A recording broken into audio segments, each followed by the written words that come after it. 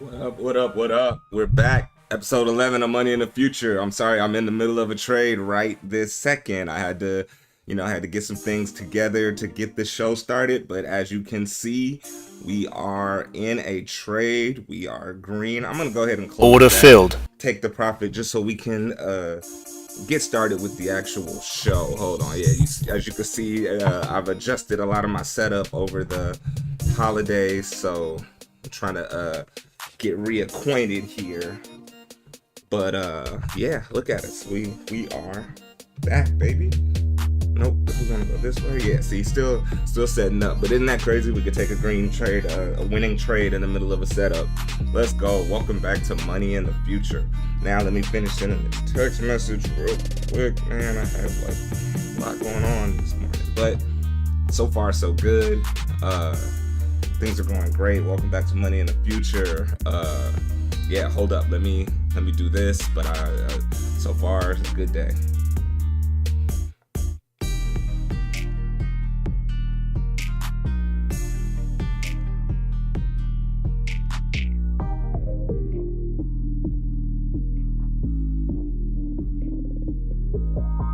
I could have held that trade a little longer, seeing the oh, and there's a little bit of reversal though.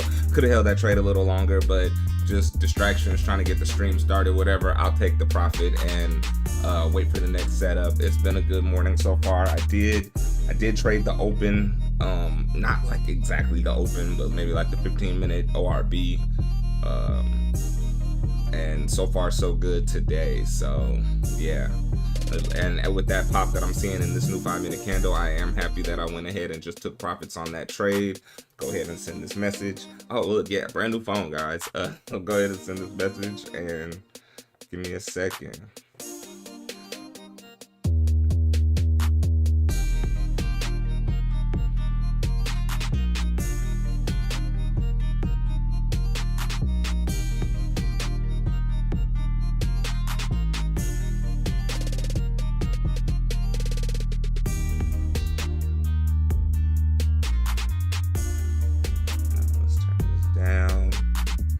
Yeah, it was a good holiday so far. It's been a good holiday. I've got family at my house still, so trying to keep everything balanced. We'll see what tomorrow morning is talking about. I want to be here tomorrow morning because I know I won't. Well, if I do stream Friday morning, it'll be very early. It'll be market open if we do Friday. But right now, Tuesday's in question simply because I'm not exactly sure what time my family needs to be at the airport. So we'll figure that out. We'll see if we're streaming Tuesday or not. And Friday, if we do, will be very early. But other than that, we here, baby.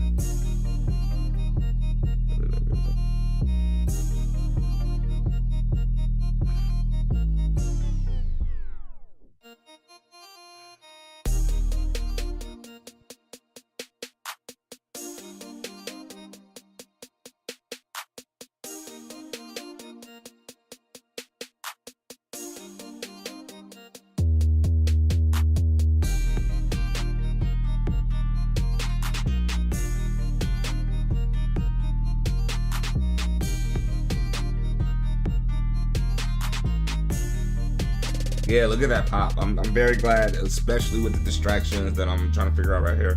Very glad that I just went ahead and took profits there.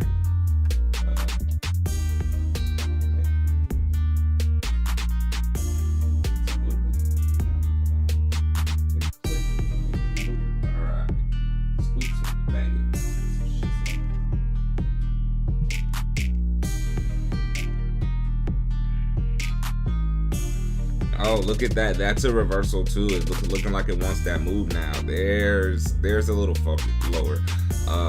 I'm bearish on the day. We had this big pop at open just to sell off. Retracement, pop back down. We're testing these lows for the like quadrillionth time down here already. Lows. But all these bottom wicks, you see, it's been getting bought up at this low every time. This is the low of day. This is the low of day, and this is that long-term support and resistance line that I drew myself.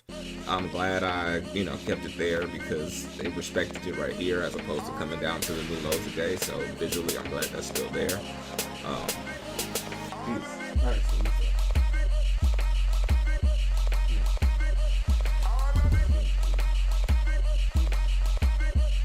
All we want is that. Money in the future. We don't care. Nothing about none of them Apple pop-ups. Alright, let me see this.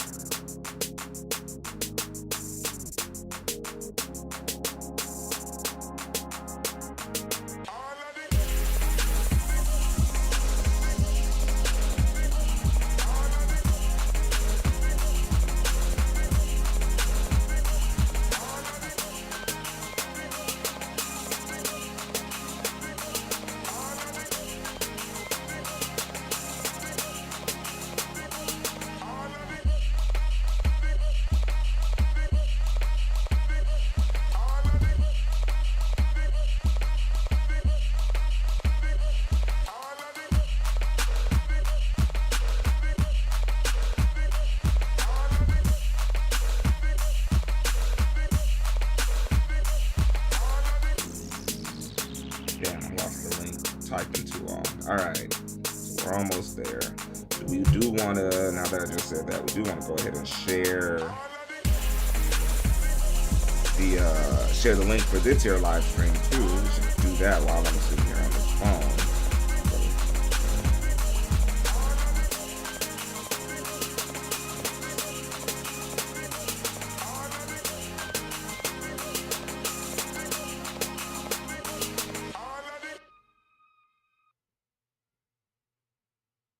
Shit. Okay, I did that wrong again. What I wanted to do is...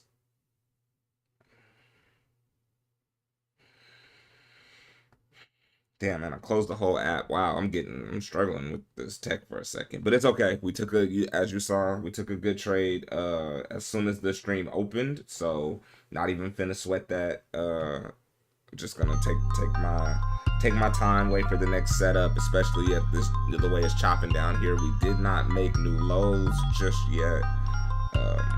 So cool, it's time to be a little patient. Let's see what the market wants to do. I wouldn't be surprised at maybe even one more retest of those EMAs before going lower.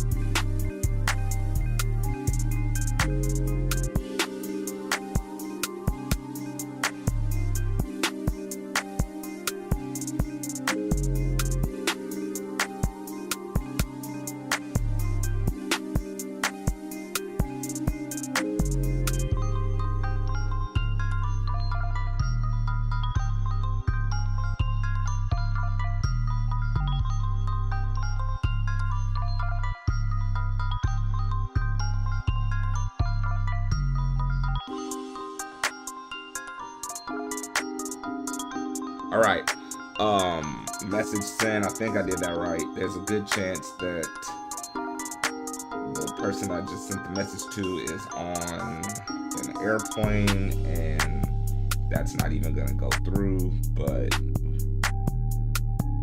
oh no. Oh no. Okay. That's new.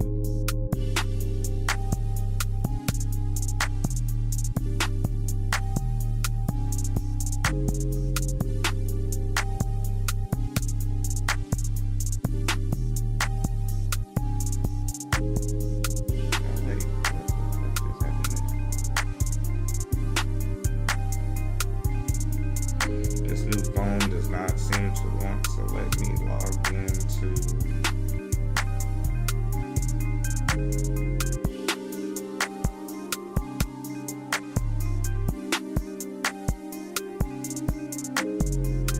Oh, there we go. I don't know, that was weird, and it's still being weird, but I'm gonna let it be weird while I post this link. Oh, not that link, wrong link. The link to the live stream. Money making Monday.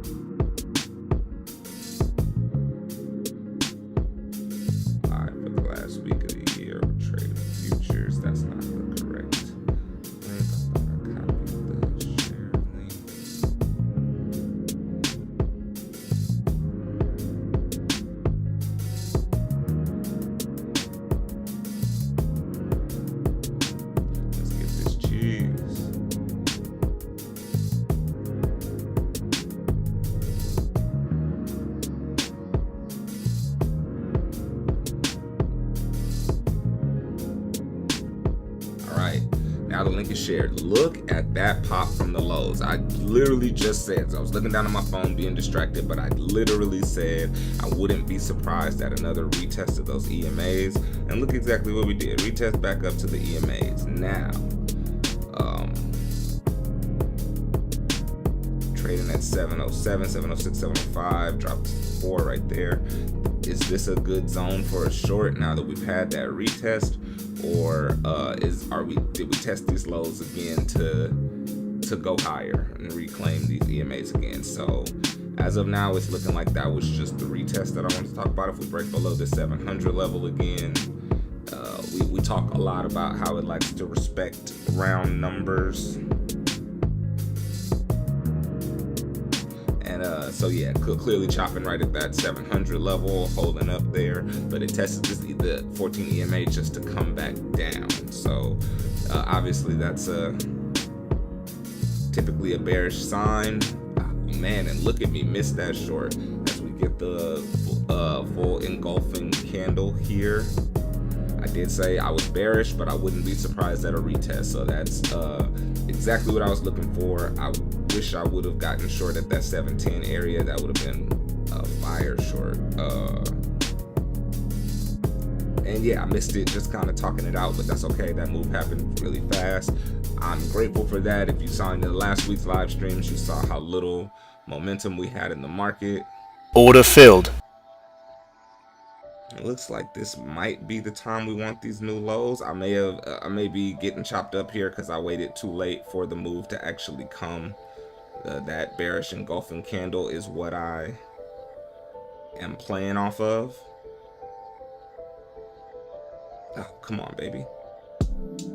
So we wicked down below, but obviously these lows have been holding. So we got to be really cautious down here for these moves.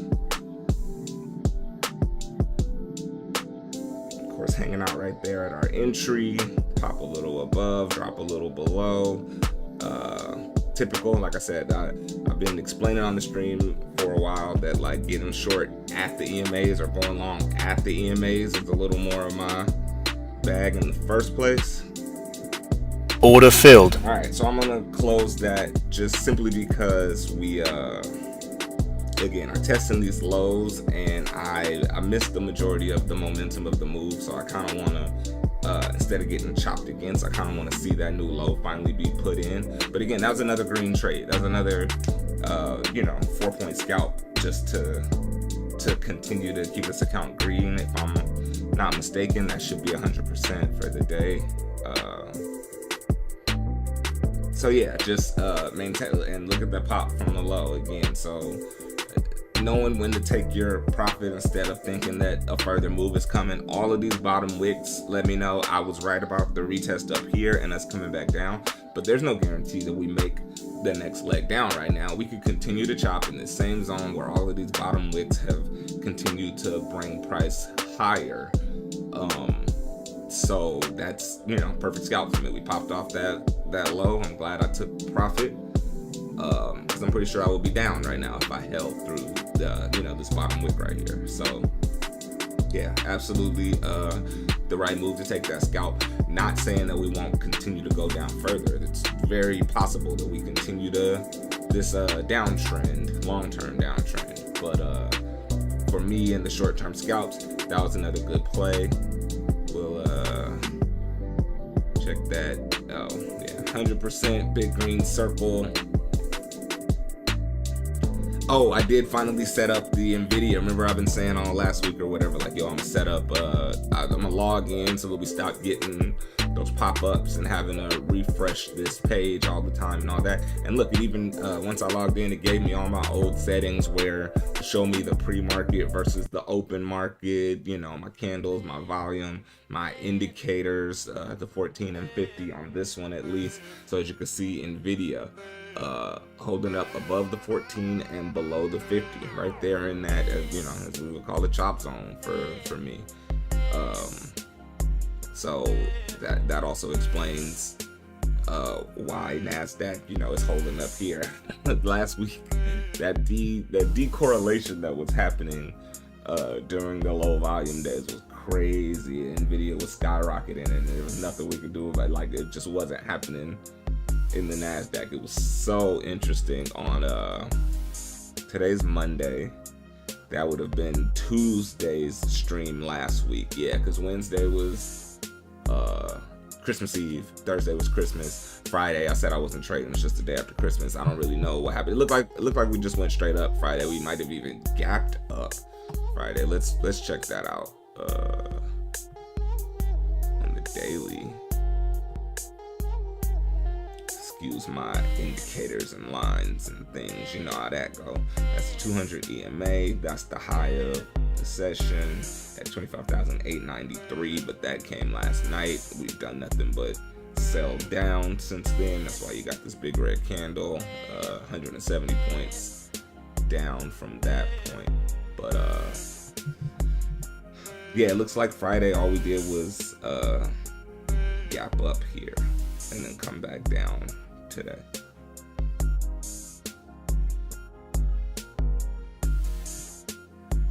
So yeah, back to the 5 minute, and look, we're seeing a little bit of a drop back into that the original zone that we were shorting at, but obviously still holding up down here at these lows. As much as I am bearish and I want to see us finally break these lows and put in a new level, I drug over this long-term support and resistance line, and I'm glad I did, because again, no closes, not even below it, like nowhere near below it. It's wicked down below it 4 times and almost got there a 5th, but we just can't seem to close below that support line that is long-term support. So I'm glad I drug this line over from previous trading sessions and still kept it there, because it's clearly holding. If we look at the 30-minute chart and just look left, this obviously looks like, it found a top, maybe even call this a double top or whatever, but you got your rollover, and it rolled, it chopped, and it rolled,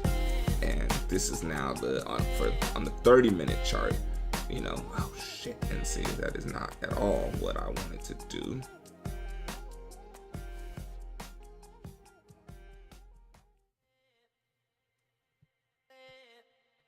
But yeah, I think I put it back at the level it was supposed to be, because yes, when I look left, which is what I was trying to do here on the 30-minute chart, you see that this area is long-term support. Even when it broke down right here below that support, immediately hit the pivot point and flew back up, flew hundreds of points back up from this reaction level. So we're back near this zone, but again, you're getting all these bottom wicks. Every time sellers push us down here, buyers are bringing us right back up. So that makes it a tricky zone for me. I would have I wish I could have taken that short right off that 710 area when I said I wouldn't be surprised at a retest. That was this candle right here. Taking it and riding it down here would have been great. I was able to capitalize on a couple of those points really quickly. But again, the reason I closed that scalp and just let it be was look at all these bottom wicks. Look at the bottom wicks. We are not.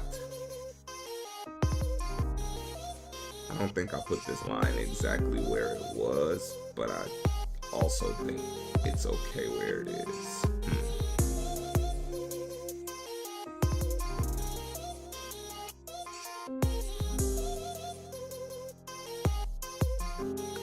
Is Top Step having another technical day?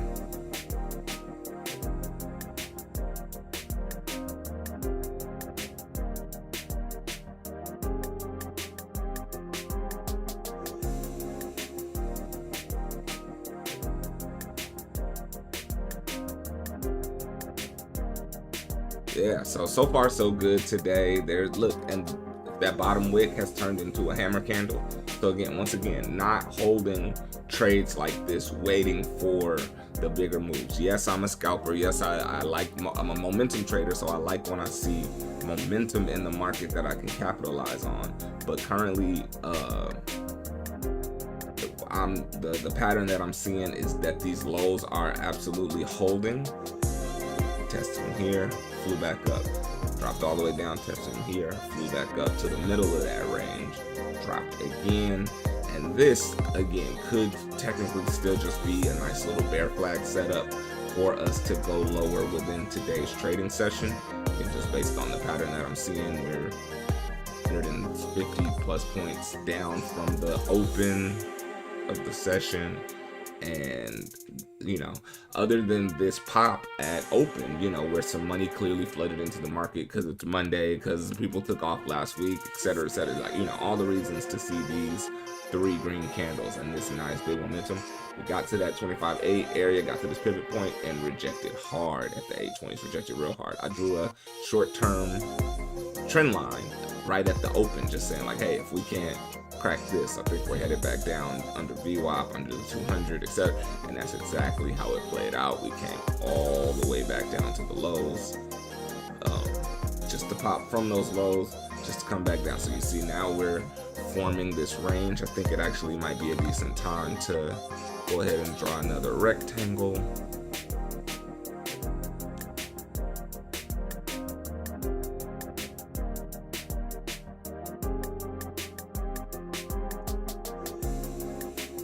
Of this range for me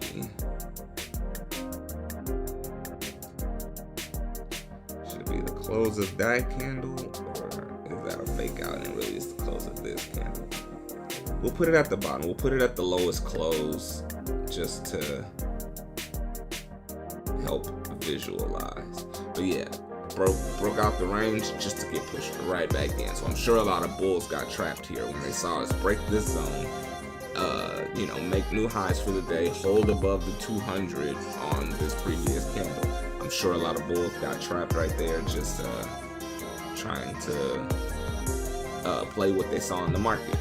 But now that, again, this higher time frame, this looks like it could be a textbook bear flag, except for the fact that, again, these lows are holding and holding and holding. So we're at the bottom of the range, and until we break out of the range, you got to just kind of play the chop, right? There's no guarantee that it's gonna, you know, come back up over these EMAs. Then we go down to the 690s. You never know when the actual move is gonna go. That's why you want to kind of draw out some of these patterns to help you visualize.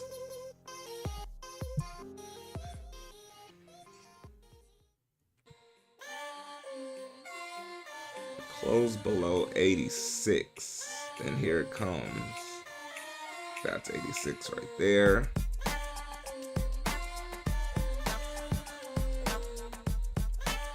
Getting a little bit of pop back to 89, 90. Yeah, see that, you see why I looked at that level. This is the lowest close that this entire section has had. And I think if there's still 2 minutes left in this 5-minute candle, I don't expect what time is it? Going on 8:30. So with 2 minutes until the 30-minute candle closes as well, right? Let's give that a look-see. Got a top wick and a bottom wick, but not as big as the previous 30-minute candle. Top wick, bottom wick, body. We're here at the bottom of the previous 30-minute candle's body.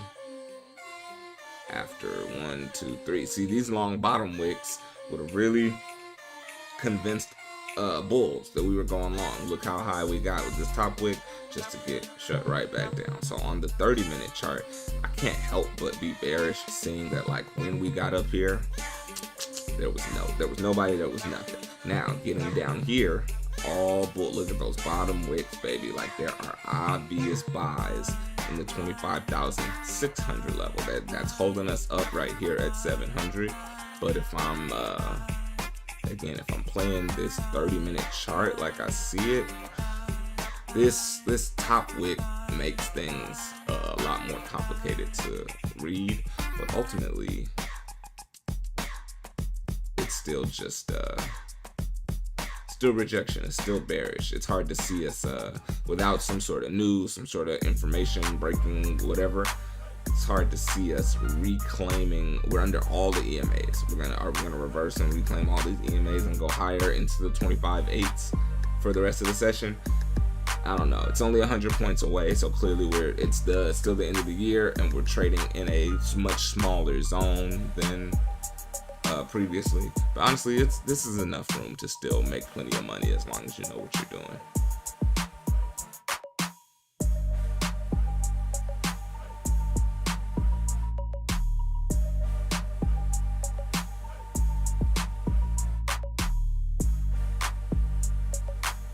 Look at those bottom wicks on all those 5-minute candles. Coming back to retest these EMAs yet again. After the last retest, there was a strong rejection. We came down to the bottom of the zone, near where all the support is. So now, boom, bottom wick, boom, bottom wick. We got to this 14 EMA. We're right here at the 700 level. Again, tricky area because there's no clear direction up or down. Again, holding up right at that round number, which it likes to do.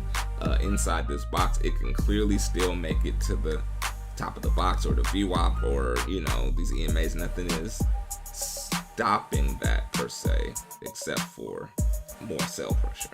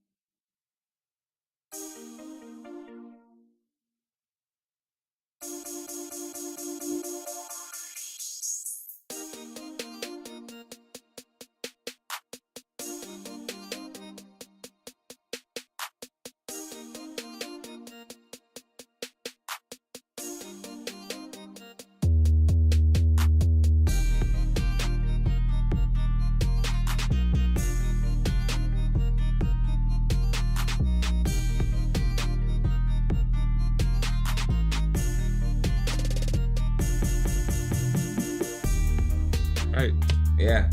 That was a 10-point pop again. Now we're retesting the 21 EMA right there between the 14 and the 21.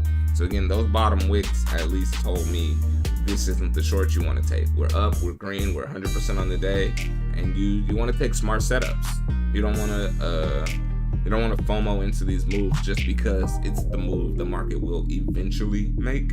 You want to, wait for the right setup, wait for the right timing. Let's just refresh it here.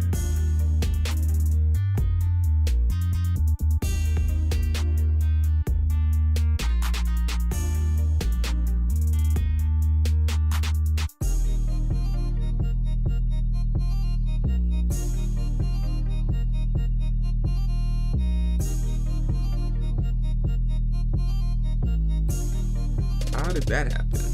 I was trying to look at Nvidia and it refreshed and gave us the Nasdaq again. And isn't that funny how similar those charts were again? They weren't super similar on Tuesday of last week. There was that weird disconnect that they had, but currently back together. Look at that.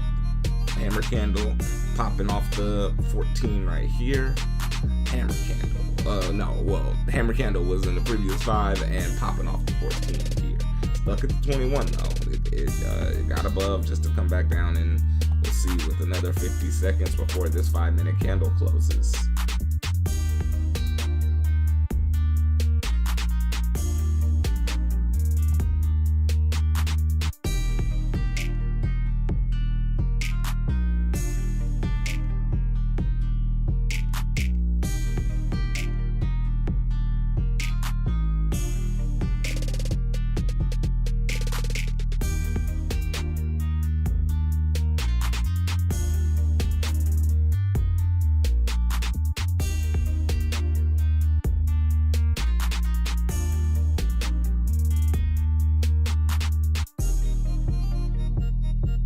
So yeah, the text message that I was wasting time sending definitely went green because of the airplane.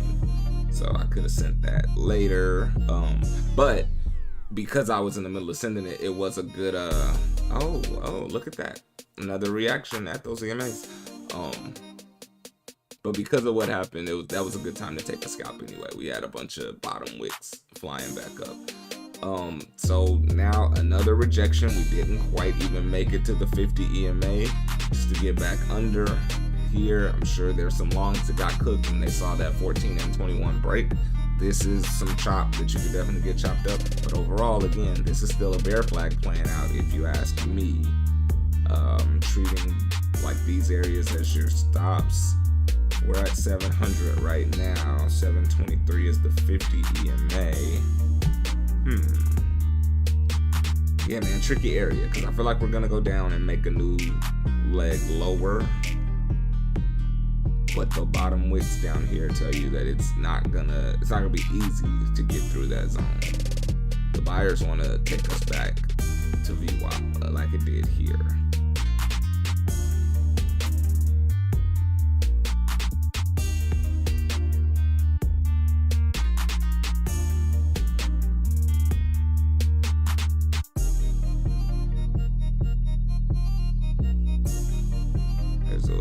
Push down, red on Nvidia.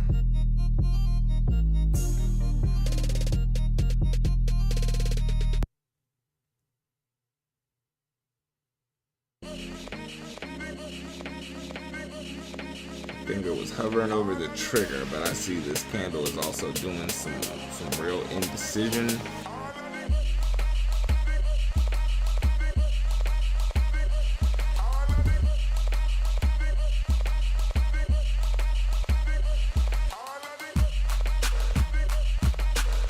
Yeah, look at that indecision. If you pull the trigger, you get chopped.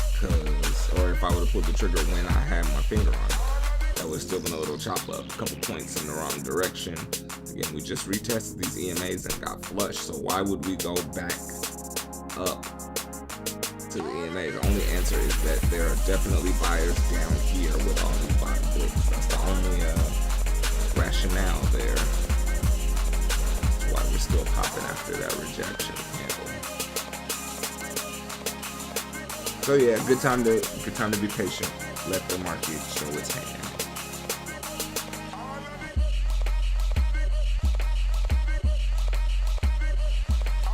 See what this looks like on a higher time frame in the event that we're being held up. Look at that pop to 703 that happened like instantly. My goodness. I was talking about shorting at 695. I'd be super pissed off if that 7-8 point reversal happened following that candle. That's the cold part, is you look left, you see that, and more importantly, I guess, is to look even further left and pay attention to all those bottom wicks. But this is chop. This is chop. This is how you get chopped up. So I'm glad we're being patient. Look, we tested. We just popped above 14 EMA again. 14 and 21 are really tight here. Blue line is for 14, white line is for 21. Yeah, those EMAs are really tight. So that's gonna like inevitably hold us down. And look at that push back under the 700s. That's 2 long top wicks now. So the top wicks competing with those bottom wicks, man. And this candle that I said was indecision is now flipping red with a minute to go. Long top wick. Order filled. That is an interesting move, to say the least. All right, so quick on the trigger, but I took the trade. I'd love to see that. That looked like some momentum on that rejection, and I want us to take out these lows. I'll use those EMAs as my stop. But it just tested it twice. So again, if like, I think this is a good setup. If I get chopped here, then it's just one of those days, because like I guess we've tested it in both directions. It's hard to call it. But after this rejection here and this rejection here, it made my conviction to go short a little stronger. But again, popping right in that bottom wick zone. New candle. Pops, puts in the top wick. Come on, baby. Let's do it. Let's do it. There we are. That's a little move under our entry. Couple points. Let's take order filled. Let's take that. All right. I'll call that a win any day. Again, slow momentum, no momentum. You saw the 2 rejections, so it's easy to figure that more downside is coming, and just wanted to keep the streak for the day. So that looked good, and I'm still, look at that same pop. I'm ready for the next leg down. Look at these 3 candles in a row, but those bottom wicks, until we just made it through this level, we got to close below that 80. I mean, we didn't close below the 86. This is the first candle below that 86. So it does look like new lows are finally about to be put in. Let's check out, Nvidia just went under the 14, but it's also holding up right there. Honestly, not mad. That is another really good trade, especially in this type of market, in this scalpy ass market. Take what you can get. The big moves aren't happening as much. Look at this. Look at the zone that these last handful of 5-minute candles have traded in. So if I went short right here, what's more likely, that we bleed to make new lows, or that we pop and test these EMAs again? That's why I took the trade up here a little bit higher, where we have more room to the downside. Doesn't mean that we won't go. Doesn't mean this isn't finally that next leg down. We're at the total bottom of the range. So can we crack this box? Can we crack this red line and head lower? As of now, still a bottom wick there. Still somebody, still some system, some institution, something buying up all right here. It looks like ultimately the bears are going to win this zone. But look, bottom wicks. There's somebody that's been buying down here a lot. They might ultimately lose the battle or the war or whatever, but the buyers are here. See, no strong move outside the box or below this long-term support and resistance line. So another good time to just take a scalp, man. Take what the market is giving you instead of being greedy.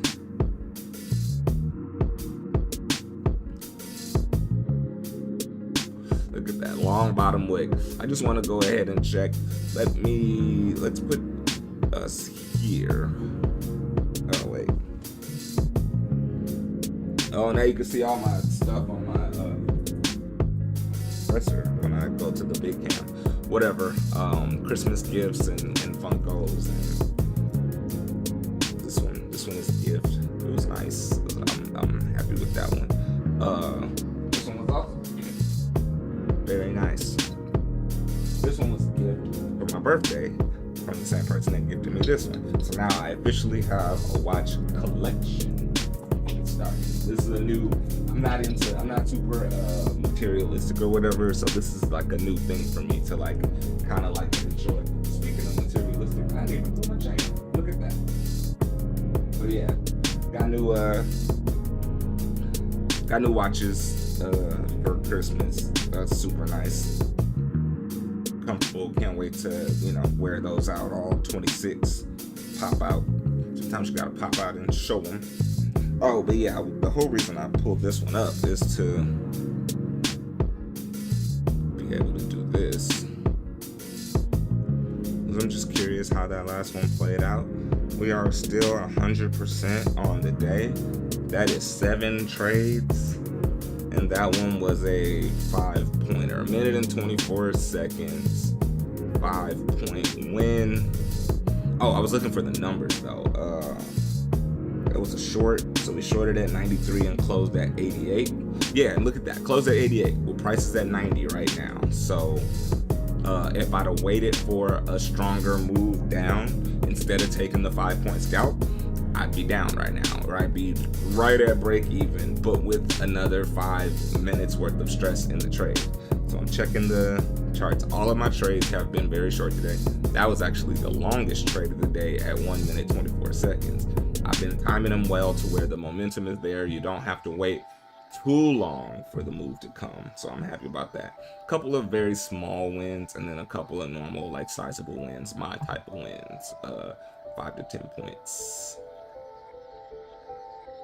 If you can just repeat 5 to 10 points over and over and over on NQ, MNQ, depending on your the threshold that you're trying to meet, this is the way. I know there are a lot of traders that try to take like home runs I don't want to sit in front of the computer for hours. I don't want to, spend my time like that. So I want one big trade that's a setup. I can go boom. I just made 4 figures in a couple minutes and now I'm out of here. I get it. I totally understand that. But I would like trading to be sustainable for me. And I don't think home run trades are sustainable. You'll get blown up just as much as you'll get profits unless you're taking like A plus setups every single time. And that's how that, I feel like for someone who is conscious of their time, you're gonna waste time looking for the setup. Give me a second.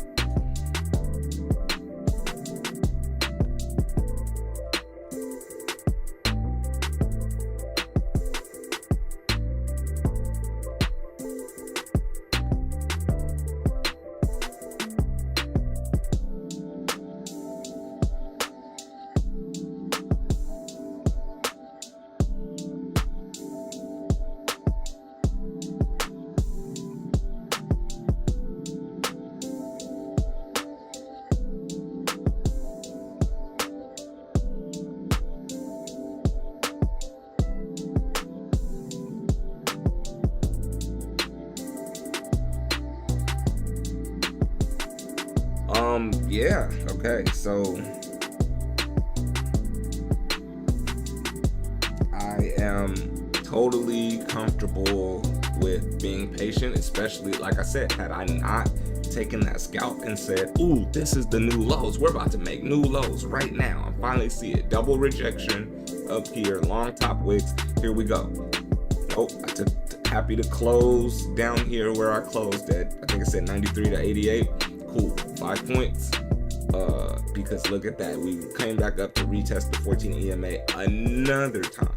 Now, if there's another long top wick, we are rejecting that 14 EMA yet again, which is just such interesting price action. I guess as long as you, like for that last trade, I said I was going to treat the EMAs as my stop. So if I was holding it long term and it went against me right here, theoretically, I would still hold, I would still be holding. I'd be like down a point or two, or even right now as it rejected that 14 EMA.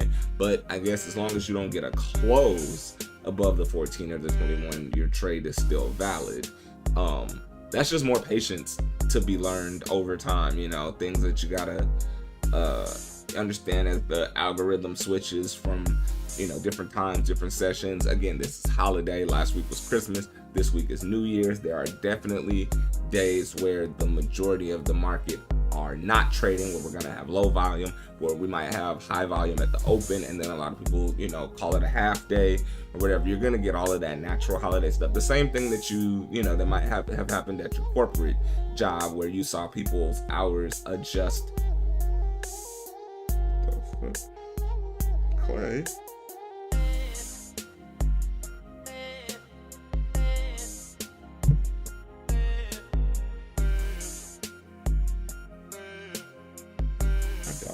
What did he do? He went short.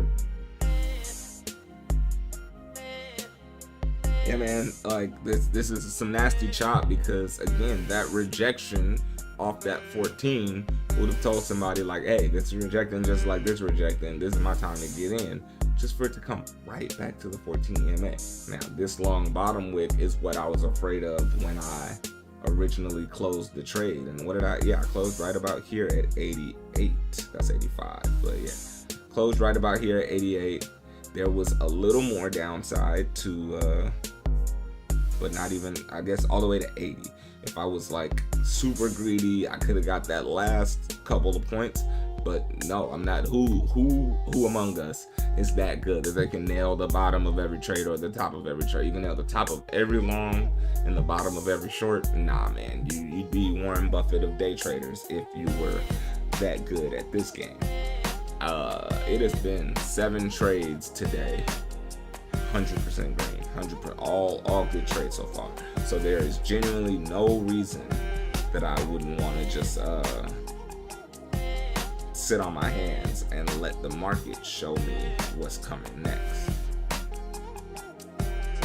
Again, we're still in the same zone. This could just be a long bear flag playing out.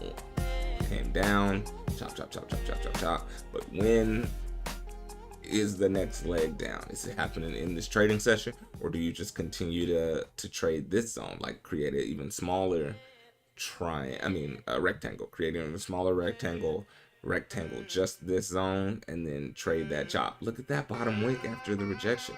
This is a really choppy area. It's very easy to get chopped up based on the current price action. Really ridiculous. Still hanging out right here at this round 700 number. We talk about round numbers all the time. Here's a pop, 703, 704, 705. Are we about to get a close above the 14 for our first time? Is this the reversal? Again, these lows have held yet again. We came all the way down to 80. We tested these lows just like we did here and here and here and here and here and here and here and here. And they held every single time. The pop from this 675 area, if price gets down here, it is reversing, man. There is no dog. So I've been bearish. I've been waiting for that leg down, and we are just not getting it. So obviously shorting off the EMAs has still been more of the play. Let's see if you're gonna get that same rejection that you got in these two candles. Will you get it off the 21 again right here?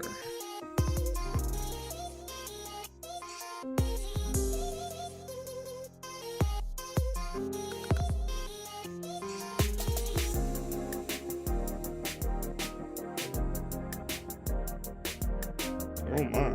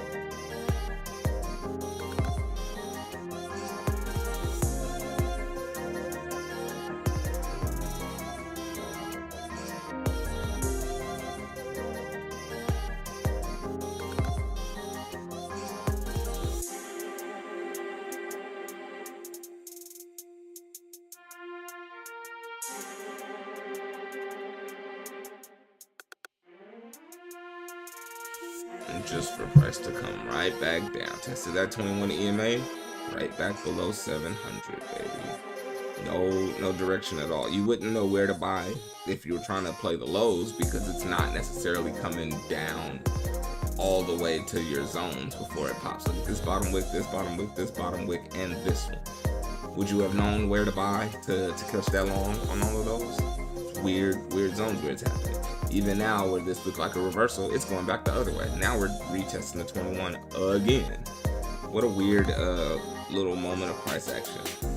It is worth noting that we got 6 minutes until the 1 hour candle closes. Again, before the close of a 1 hour candle, you often get a jerk back in the opposite direction.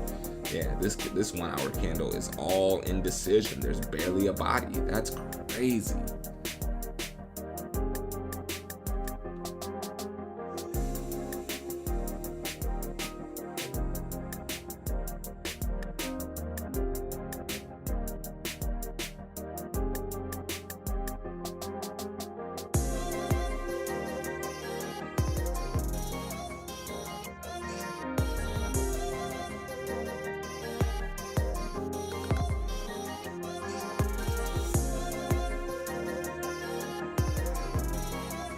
That 1 hour candle, that's crazy, man. Let's check Nvidia. Same thing, literally the same pattern. We're back correlated at least, but Nvidia now hanging out above the 50 as well. It was hanging on to that 14 there, but you can even see the 14 EMA curling up as the 50 kind of holds and almost, it can't get curled down obviously when we're bearish. But this, what you're looking for obviously, is a golden cross, a bearish cross, where the 14 EMA crosses over the 50 EMA. Nowhere near happening on the 1 hour or on the 5 minute though. We are hanging out just above the 14, but not the 50. On Nvidia, it's already flipped both of those EMAs, which explains why the Nasdaq is getting a little bullishness. You would, if you're a bull on Nvidia, you want to see those lines cross. You want to see this one continue to come up and to meet and intertwine, and that blue one be above the red one. Same here, of course. If you're bullish, you want to see them cross. For those that are new, that don't know what these EMAs are or whatever, you can make them whatever color you want. Just these are the colors that work for my brain.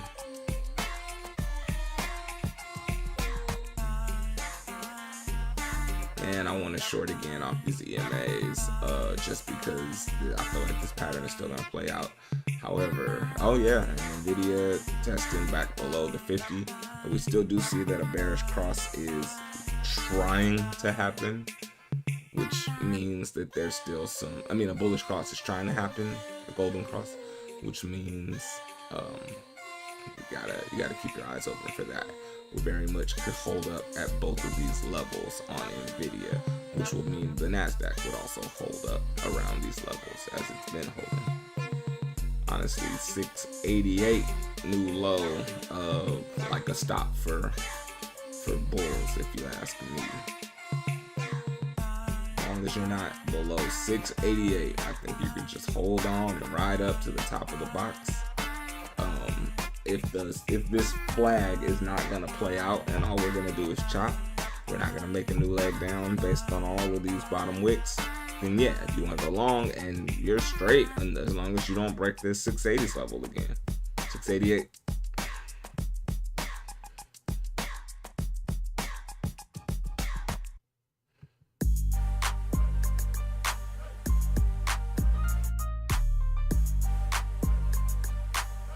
There it is, popping above the 21 as we get a little more tiny bit of movement on Nvidia.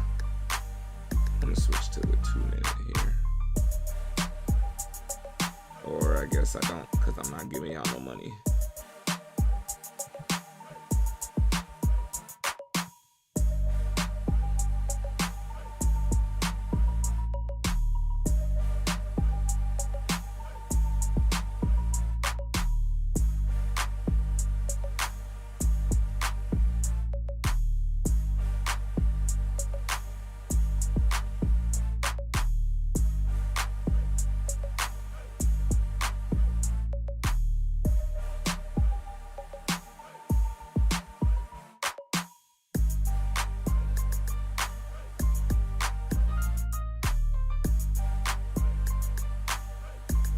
Oh, that's Nvidia. Oh, this is the 3-minute though.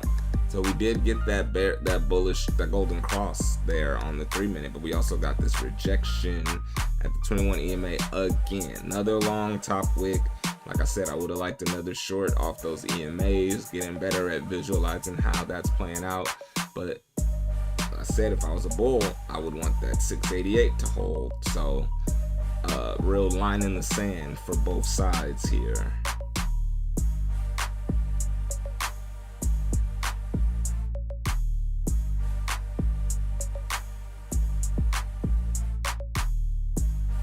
All right, and this 1 hour candle will now close in 30 seconds. Let's give it a look-see. Let's see what color this candle wants to close.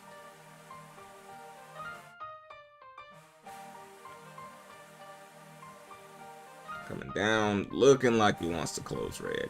So let's go ahead and let this next 5-minute candle open for the next 1 hour candle. Next 30-minute candle. I think it might also be the next 4-hour candle. Not certain. Yes, it is. A new 4-hour candle is also about to open. And or no, maybe not. I didn't get the countdown like I was looking for. This set it on the 5-minute, so I thought that was telling me, but whatever.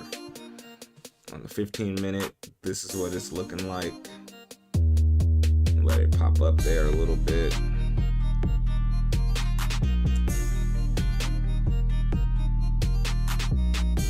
And now with the open of this new 1 hour candle, maybe price will actually, you know, make a decision.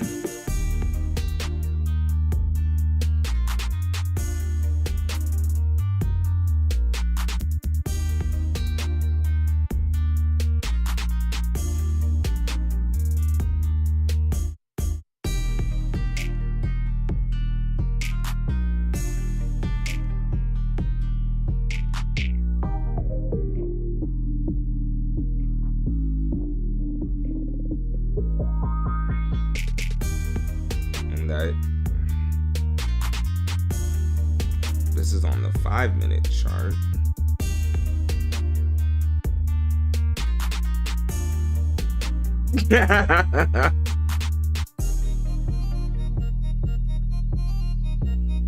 All right, on the 2-minute chart, there's that rejection candle. See, and this would have been confusing too, because that's how the hourly candle closed on the 2-minute chart, which is why the 5-minute is a little more understandable there, at least. Yeah, there's another pop to go ahead and test that 14 EMA. Let's see what this hourly candle really does want to do. I'll give it a few minutes to open up, show its hand.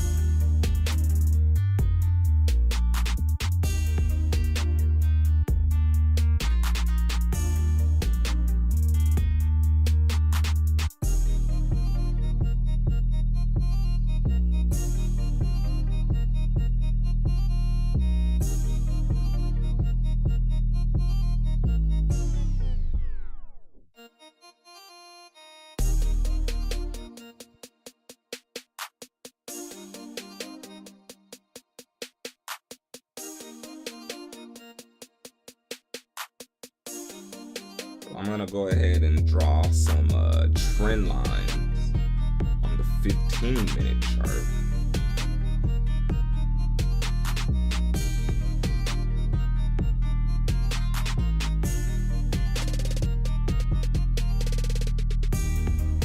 Let's see which one breaks.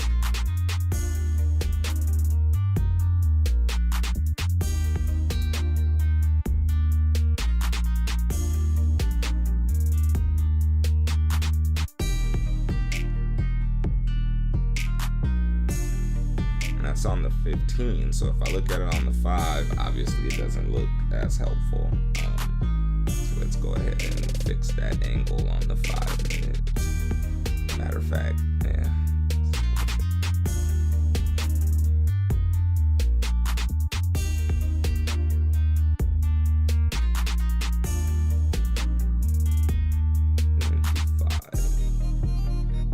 And that bottom line looks like it wants to break.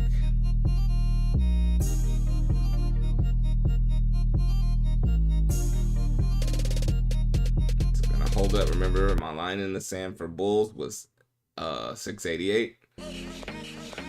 We're trading at 693. It tested this lower trend line. We've got 15 seconds for this 5 minute candle to close.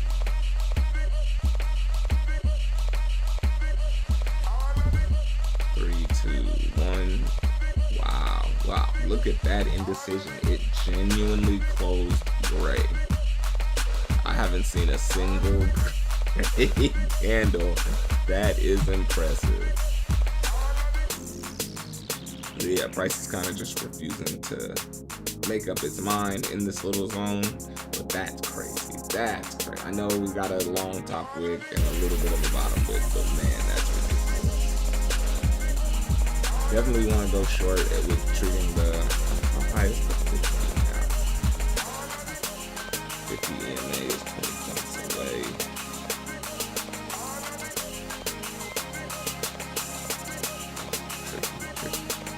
Nvidia came back down below these levels.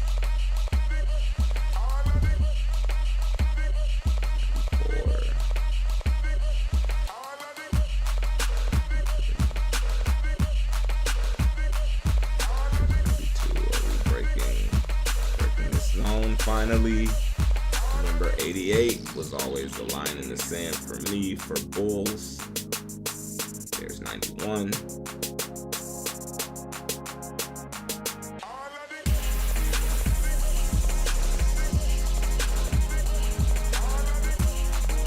this seems like a short, but again, the bottom wick. The only concern is all of these previous bottom wicks we have not been able to get down and stay down. Still 3.5 minutes in this 5 minute candle. There's 90.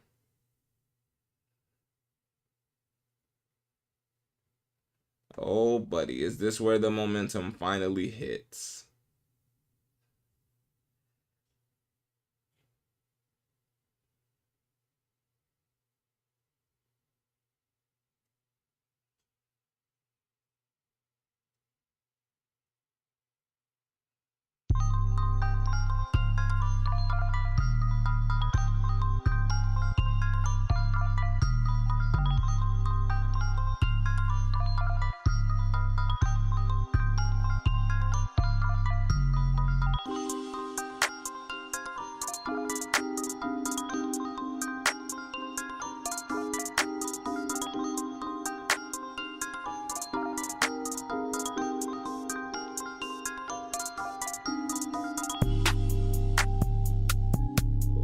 Bottom wick still holding up.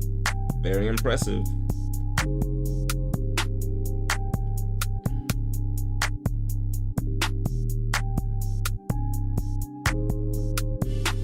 As badly as I wanted another short, look at the price action there.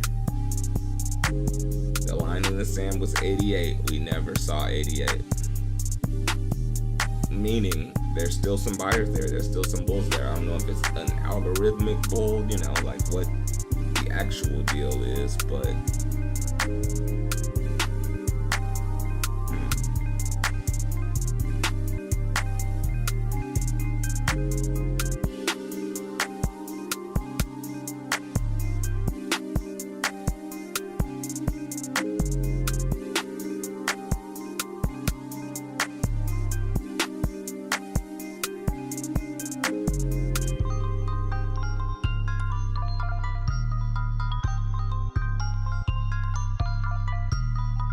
All right, just wanted to double check the fee. Oh, and look at me looking up. There is the break. There it is. Look, I wasted time looking at my phone.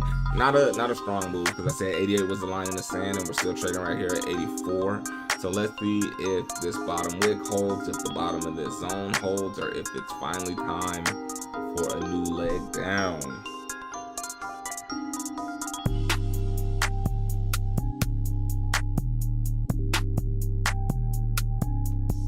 All right, that's good to know, though. That's good to see. That's good to acknowledge.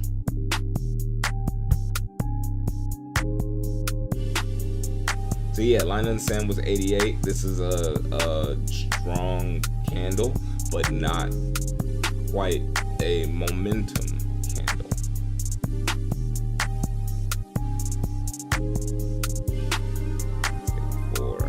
So what's more likely from here? More downside? Do we break the bottom of the zone? Do we break this line?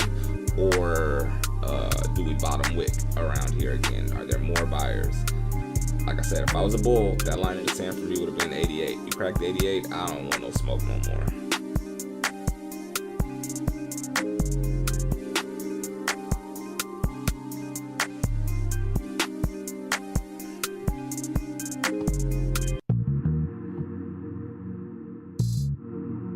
Ah, there we go, there we go. Bottom wick, flipping this candle green. I think I've been saying I'm bearish, and I think the bears are gonna win this zone. But I've also been saying I'm really concerned with these bottom wicks. So as this candle flips green, it again lets you know, even though we made this move down, there are still buyers here at the bottom of the zone where these bottom wicks are. Again, if you traded last week or this week, this is actually makes a lot of sense that there are buyers at the bottom of the rectangle, because again, the rectangle that I drew, of course, but it's reasonable that there are buyers at the bottom of the rectangle because that's the pattern that's been playing out. So if I was 70s, here we go, bottom of the box.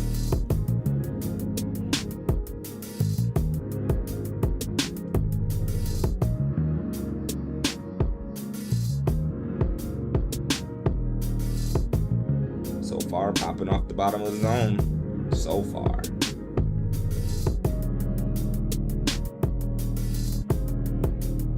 No guarantee. There it is. All right, we've broken the zone. We're testing this support level. Let's check this real quick. Yeah. Where's Nvidia gonna pop at though? Is Nvidia gonna hold at this zone here? Look at that, and just like that, as long as it took me to check Nvidia's chart, popped back into the zone. It held up right there at our long-term support line yet again. Check here, check here, check here. Like, it's gonna continue to hold up at this, like, until we break this for another leg down. We might still just be chopping in this box. There's still 3 minutes left in this 5-minute candle, so plenty of time for it to crack and bleed and come on down to make new lows. It's not like it can't, but so far, low long-term support, bottom of the box, buyers stepping in. All right, buyers about to take us back to 700 real quick again. Apart from the 70s, there's 88. The low of this particular move, the low of that particular move looked like it was about 75, just for it to pop right back to 85.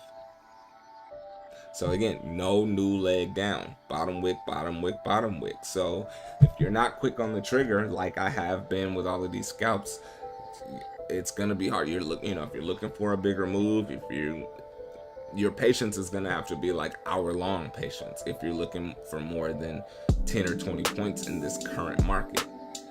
The 50 EMA is sitting right here at 715. This low that we can't seem to break is sitting right at 675. So that's the whole zone that has been since 7:40 a.m., 7:45 this morning. It's now 9:15. So 7:45 to 9:15, well over an hour that all we did is just chop in this still not be able to make a new leg down, even though we're back in the low 80s.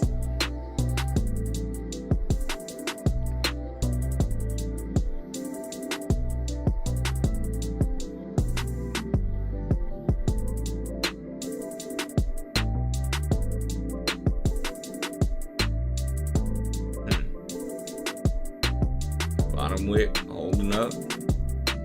There's 86. Look at this tricky price action, guys.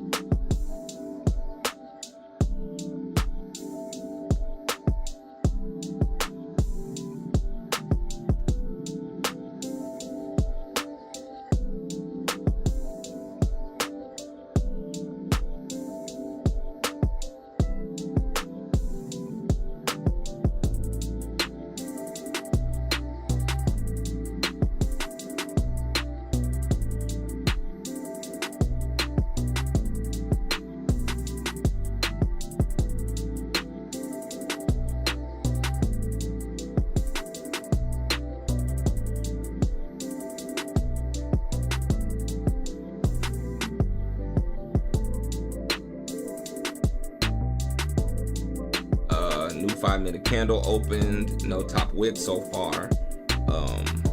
That usually means one of two things: either a lot more downside to come, or it's gonna reverse and give us a top wick, you know. Usually this means like a lot of downside coming if we don't get a top wick there. That's this might be the moment, you guys. This might be it. Wow. Here we go. Here we go.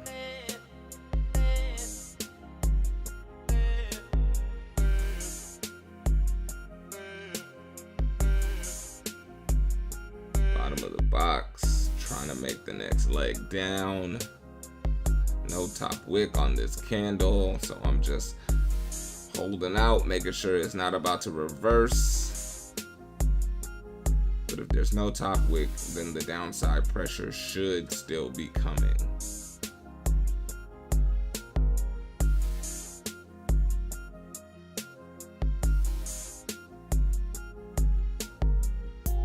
So again, hard to short here just because you know this is where it's popped every single time. It's held up at the support, it's popped every single time. You want to see it like have some momentum through this zone to make another leg down. A nice momentous big 10, 20, 30, 40 point candle, sometimes a news candle, something that looks like this or like this, or we're not seeing that, we're seeing small candle. Again, no top wick, a lot of times still left in this candle, 3 whole minutes. So I said that the likelihood of a reversal, there's that reversal I was talking about. Now the candle actually has a top wick on it. It's a little top wick, but you always want to pay attention when you don't see a top wick on a short-term candle like that. That can signify either the down pressure is coming, coming fast, or we're headed back up to that top of that zone. So you see what happened. That candle completely reversed and put in a top wick. Amazing. Gotta let those things play out. Remember I said no top wick. Does that mean we're coming down? Nope. Holding up, holding up, holding up. It's been holding up at this zone all day long.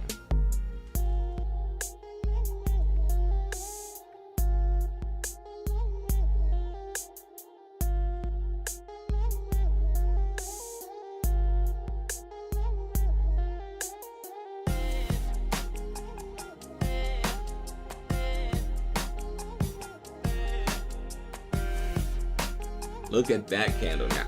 Look at that candle now. I just want to go back. This 5-minute candle has not closed. That's only been a minute. There's still 2 minutes left in this candle. But that no top wick is exactly what stopped me from shorting this play. I'm bearish. I believe we're going lower, but no top wick definitely made me wait. And look what I waited for. Look what I waited for. That no top wick let me know, hey, if we weren't getting momentum, strong momentum to the downside, then keep your eyes out for a reversal. And look at that. Look at that. Doesn't mean that it won't still reject. Doesn't mean that this candle won't still close red at the end of the 5 minutes. But what it does mean is price action tends to respect its rules. And once you see these things play out enough times, you can implement them into your own trading system. That one clearly just protected me from getting chopped up.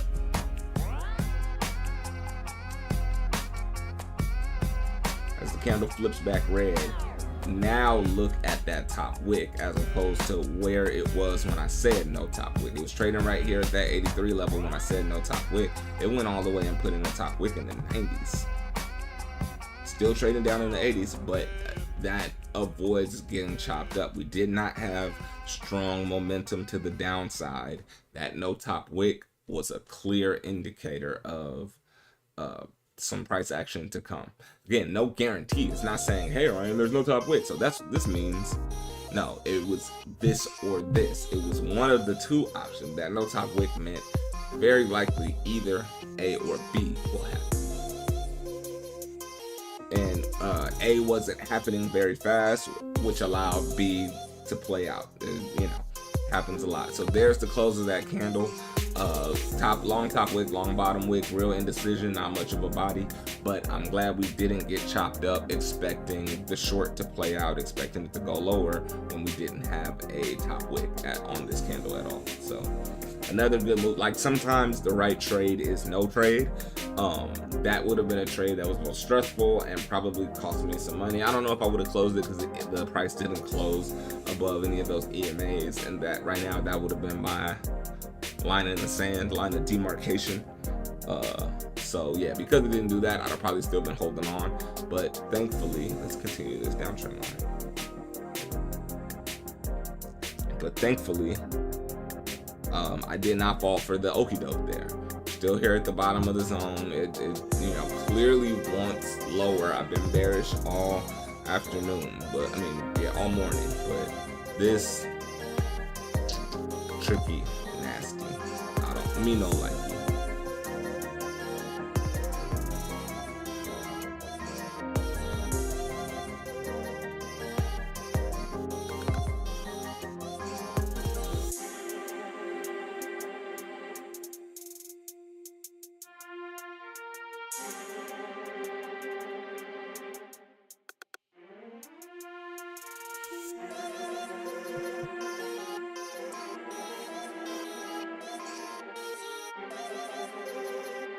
And look at the price action on the next candle as well.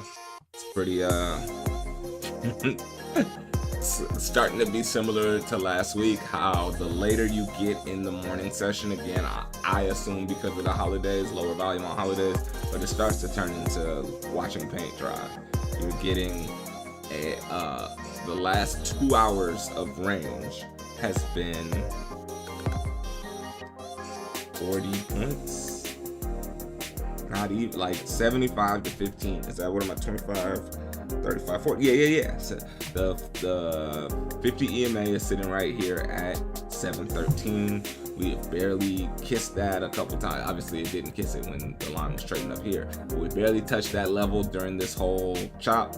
Let's call it 715. Let's call the bottom 775. 675 to 715. 40-point range for 2 hours. So now if you're good at trading the range, it might have been ideal for you, like I said, making even a smaller triangle, I keep saying triangle, smaller rectangle right here and drawing that out for yourself, because this is technically a move like a lower leg. If you drew that rectangle, technically this is the next leg down. Now you would be confused, that's why the bigger rectangle is helping, because it's showing that it's still holding up here. Even though it broke this area, it's still holding up in the bigger chop zone. So this zone, 40 points for 2 straight hours. If you're good at that, you probably love it. But as a momentum trader, I was looking for something, closer to that. Something where the move really comes.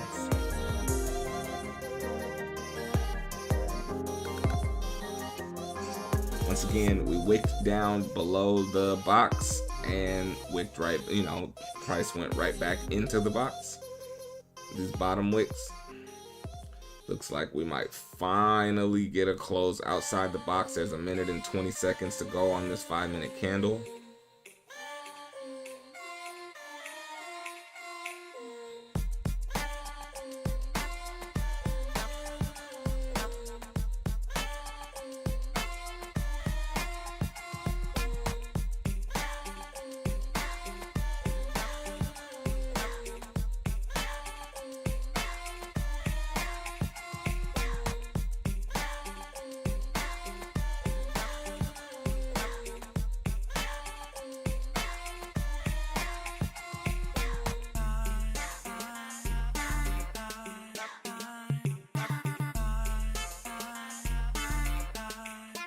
All right, look at that first break below the support line, that long-term support. Are we gonna make this is the low of day? Are we finally gonna make new lows, or are we gonna still hold up right there? Popping back into the box with 20 seconds to go. Just insane. I called it 75 when I was drawing out this zone, so we're still technically in that 40-point range, 75 to 15, 675 to 715. This candle closed, and it did not close below that zone. It closed right above this support, but outside of the box for the very first time. So are we finally gonna get this next move down to capture, let's just see, 73 down to 56? Is it finally coming? There we go, 71. Oh, there's some action.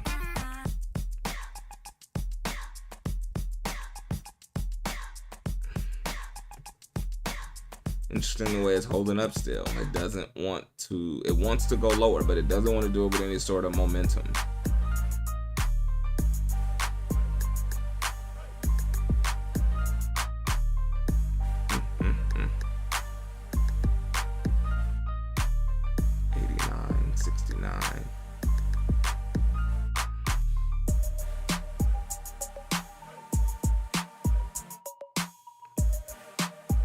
It's making the move. It's just making the move super slowly. No real momentum. Oh man, I wanted that so bad. Called it. It's playing out. But again, happy to be patient with just the way today's going. And even there, had I taken the short, it would have popped against me already. So patience, baby, patience. We are finally closing. Oh, and look at that, even more pop back to the 70s.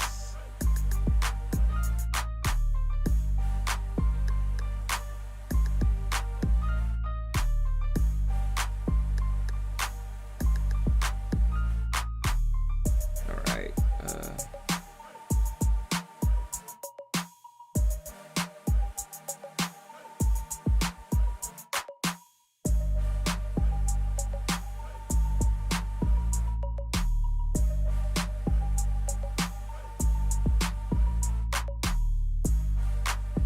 So from 75 to 65, that would have been a nice 10-point move. This bottom wick still holding up here. Not a strong move down.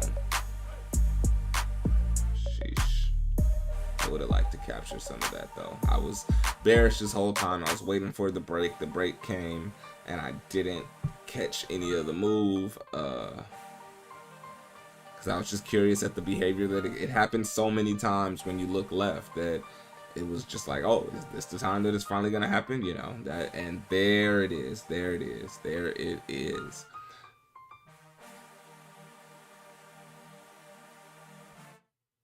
So yeah, it stinks a little to miss out on that one, but also whatever, I'll keep my 100% streak for the day.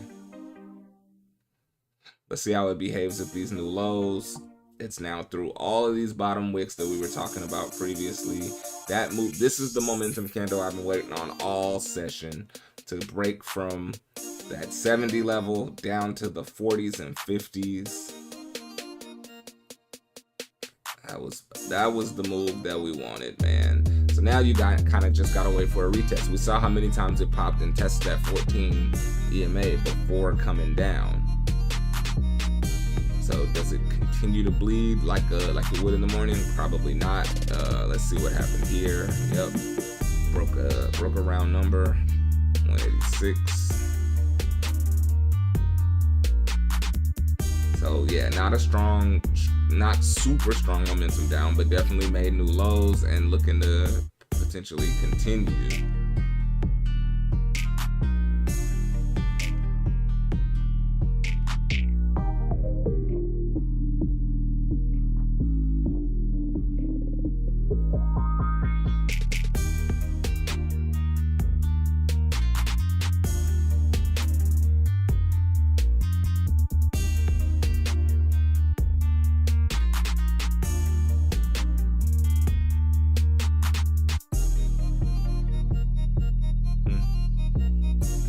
Holding up right here, 655. I don't like the risk reward if I were to go short right here, because I would be treating this line as my stop loss. That's better. That's better. Can we get...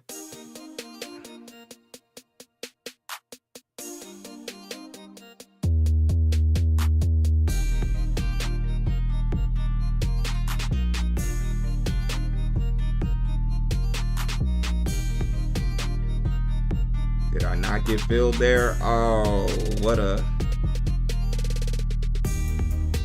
I was trying something a little new rather than doing the market. I put my order in short right at 662. Oh, still didn't get filled. I'm gonna go ahead and close that out, because now the price action is making me think it. I wanted just that wick up. Did it get to 661? That sucks. I had an order at 662. I wanted it to wick up, touch it, and come back down as it's doing right now. That 62 to 55 would have been great. Man, obviously you see the theory there, even if it didn't play out, and I closed it because of this. I was concerned that it would do one of these on me. It's doing it right now. That's why I got that order out of the way.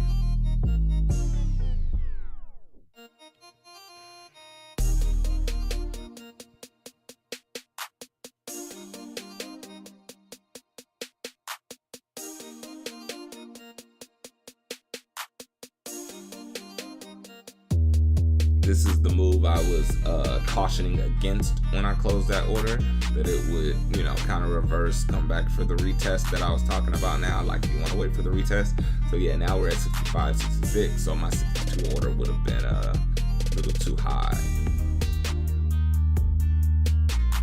A little too low, I mean. There's the pop back to the 70s. This is the move I wanted to get out of the way of. So I'm glad I closed that order. Getting some relief on the RSI right there.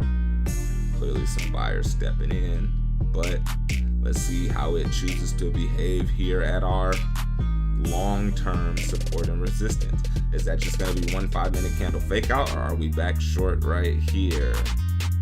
Is it going to come back into the zone to test these EMAs again, or is this line going to hold up? Since it's long, where this is a long-term downtrend here. I mean, all-day downtrend that I drew out. The uptrend can remove, because it broke. I actually like the short right here with a close over the 71. Can I get 71? Order filled. A close over the 14 EMA, and I'll be out.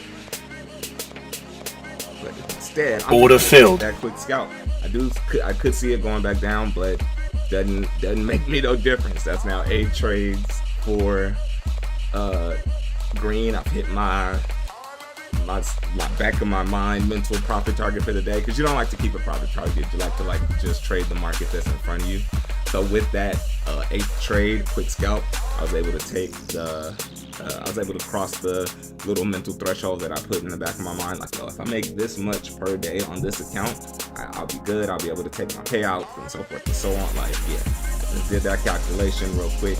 8 trades, all green. So it doesn't really matter to me if this candle continues to come down, if I missed out on a couple points, because I took exactly what I needed there. It has been a really efficient trading day, because they've been all quick trades, in, out, all wins.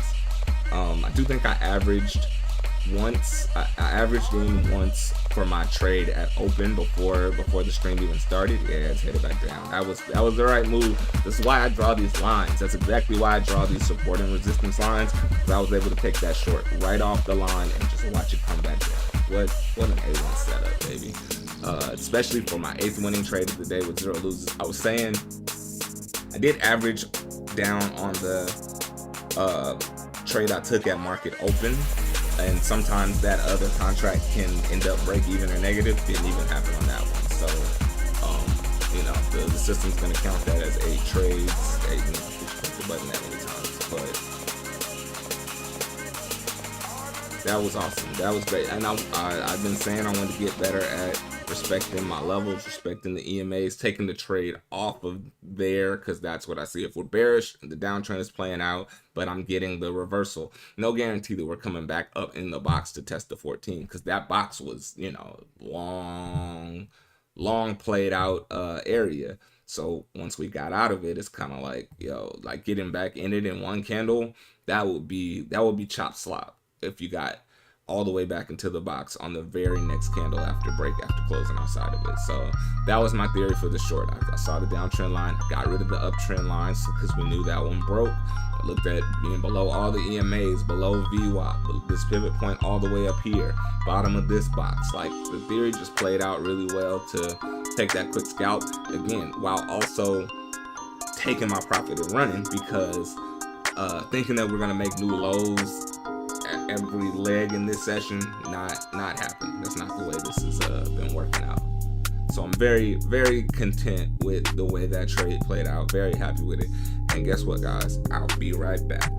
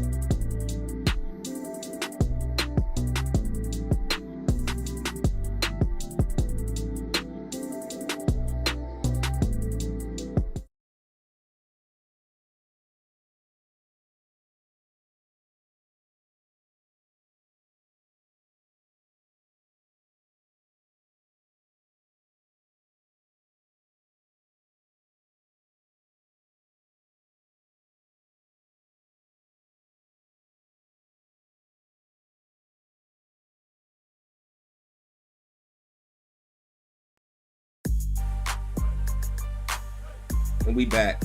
As you can see, once I pulled the chart back up, that my last trade, I once again made the absolute right move. Take your scalps, take your profits, because that low still wanted to hold. We did not make new lows of the day. It turned right around on us. So again, I kind of learned from last week that the quick scalps in this lower volume holiday market or whatever is definitely the answer. Stop waiting for the big move. I bet at the top of the year, give it January, February, doesn't matter whether it's bullish, bearish, whatever, we'll stick with the algo, we'll switch and we'll get some of these bigger moves even still as the afternoon session. It is 12:45 in New York at the New York Stock Exchange right now. So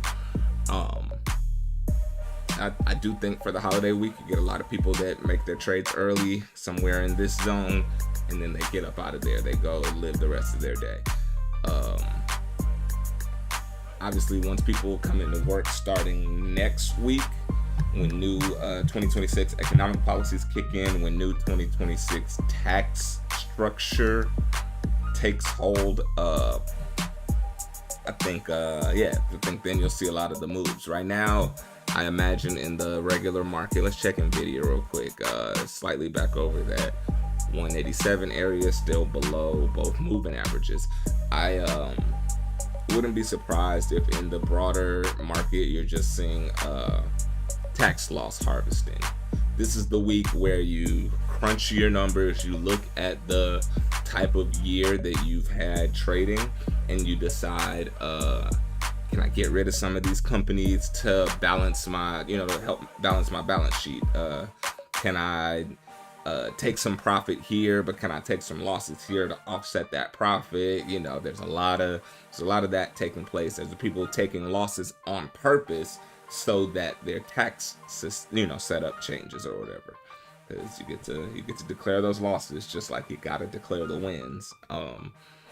So there's a lot of people, I believe, this week in the broader market that are doing things like tax loss harvesting. You're not going to see the big moves. I doubt there's very many like institutions or hedge funds that are throwing billions at some new play or whatever. It's not the week for that, not the time for that. The end of December, start of January. Today is Monday, December 29th. So it's not surprising, to say the least, that this is the type of price action that we're getting. Still in this same 40-point zone. We just popped back into the rectangle that we broke out of, and we're looking for more downside. No siree. Popped right back into the rectangle, and now above the 14 EMA. What interesting price action. Again, very happy to take the scalp that I took down here. Matter of fact, let's check it out. I want to see numerically what it actually was to help us understand this current price action as well. Yeah, that last trade was 5.5, 6-point scalp, even with the fees. Short at 670, closed at 664. It was 670 flat, 664.75. Yeah, so 5.5, 6 points with the fees. And we are currently trading at 683. So again, let me go back to here. The chart. You want the chart? If I closed at, what did I just say? 660.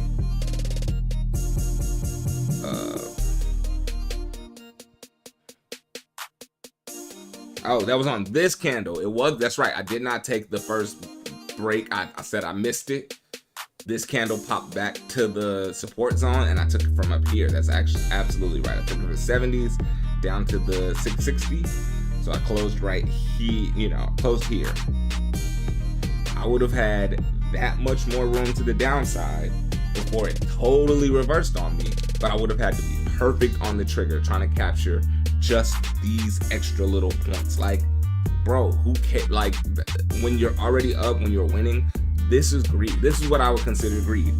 I don't know that the price is about to reverse in that section. All I know is if I look left, I see nothing but bottom wicks. So yes, we broke the zone, but what did that mean? Does that mean we're about to bleed and go hundreds and hundreds of points lower? Probably not this week. If this was January 29th instead of December 29th, totally possible that this break led to much more downside pressure. Probably just a lot more traders, probably just a lot more people riding the momentum that they see in the market. But today, obviously a lot less traders, a lot less volume, and so the people with the capital are allowed to control these moves to keep them tight within this 40-point zone rather than, you know, too much extreme. So yeah, I wasn't able to capture all of this bottom wick, but who cares when you look at what price did for the next 5-minute candles. The next 15 minutes, price did nothing but march higher and reclaim these EMAs. So if I was worried about taking, you know, trying to capture this little profit, I would have given up so much more. So that's the theory behind these scalps, especially in a week like this week where you know, again, most people are gone for the holidays. Most people are traveling, they're doing different things. This is not the typical market. So you have to adjust. You have to be prepared for what this market is choosing to give. Let's fix that. It's causing a little shadow. And I moved it further back. Obviously, just broke down all of this, the studio setup for the holiday. Oh, too far.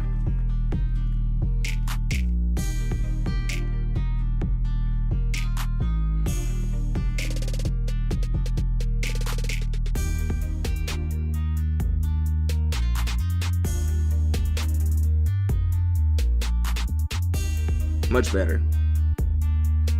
Much better.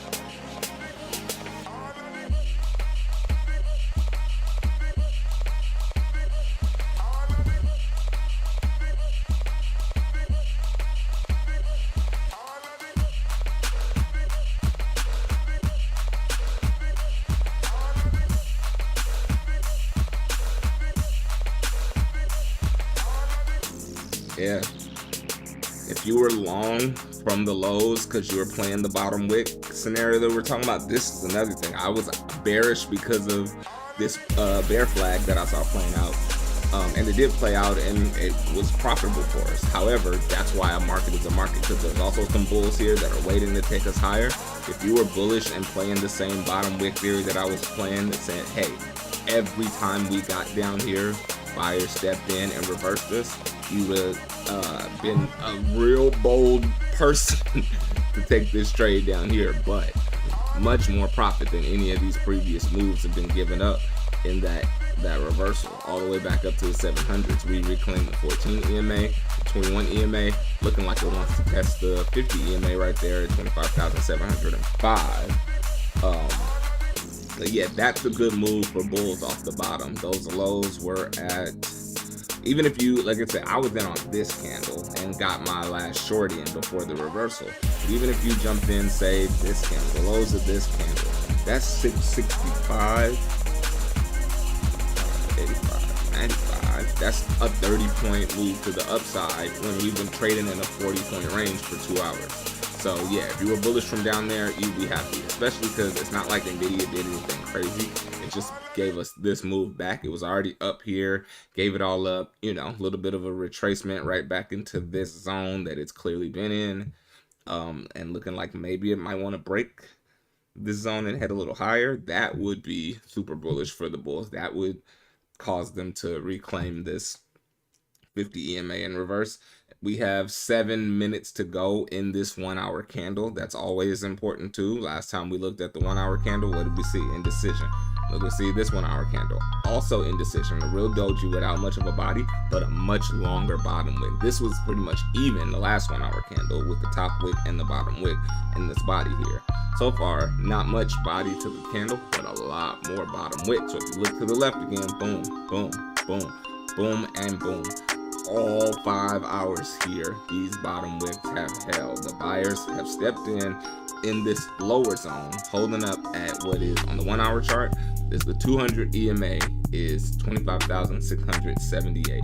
So we have held that level consistently, and I wish I would have known that on the short that I took.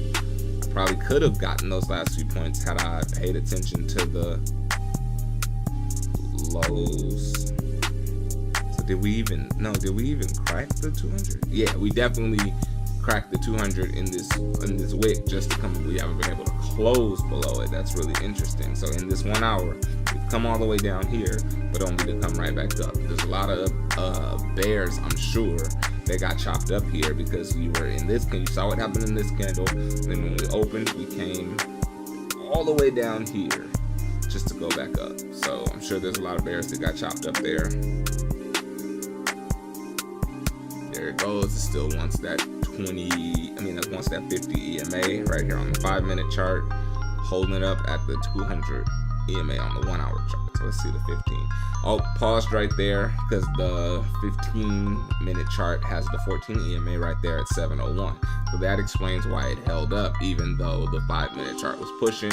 Looked like it wanted that next EMA, but this is the last 5-minute candle of this hour. Starts by putting in a little bottom wick there, but again, the holdup is 14 EMA right here. When you're bearish and below all of these, that 14 EMA is definitely going to act as resistance on the 15-minute chart. Maybe not long-term resistance, maybe not serious resistance, but price is going to hold up there for a minute while it decides what it wants to do.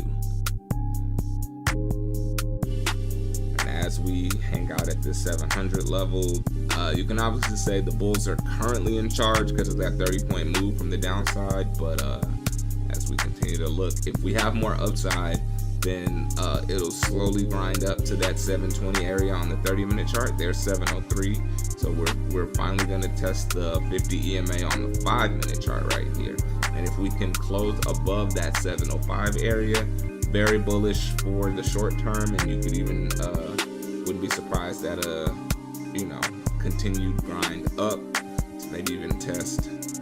Oh, now these EMAs are in the way on the 15-minute chart. I was gonna say to maybe test VWAP, but remember, I drew this downtrend and it's still holding. So even though there's room to the upside, there's gonna be some hold up here. There's gonna be some hold up here. Even if it does want to reclaim VWAP in the 740s, it's gonna make some stops at the 700s and the 712 to 15 area for this 21 EMA on the 15-minute chart.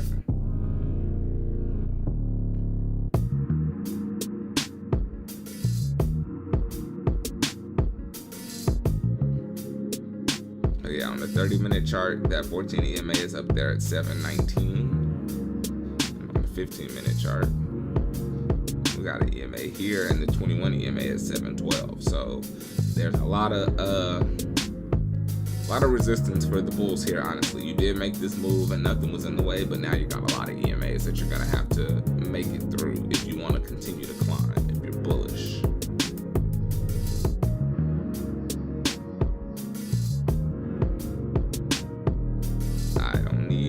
I can't even believe I clicked that right now. That's anything I wanted NVIDIA, but not NQ. Yeah, NVIDIA climbed another 10 cents or so. That's a nice bullish move. You're about to get that. Oh, wow. You're about to get that golden cross right here with these EMAs on NVIDIA on the 3-minute.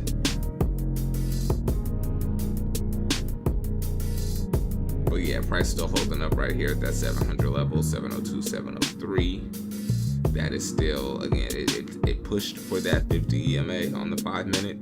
A lot of people trade, day traders, of course, are going to trade off the shorter time frames as opposed to the longer time frames. But you want to look at those higher time frames for confluence, for correlation, to confirm the bullishness or bearishness that you're trying to play into. Back here at 700, we definitely tested that EMA, the 50 EMA on the 5-minute chart, but we're also holding up here at 700, not rejecting very hard off the EMA, so that's good for bulls short term. If we can now remember, we got the close of a 1 hour candle. It is 2 minutes, a minute and 25 seconds until the close of this 1 hour candle. So again, there's always a lot of times at the close of a 1 hour candle, what you will see is a reversal back in the opposite direction.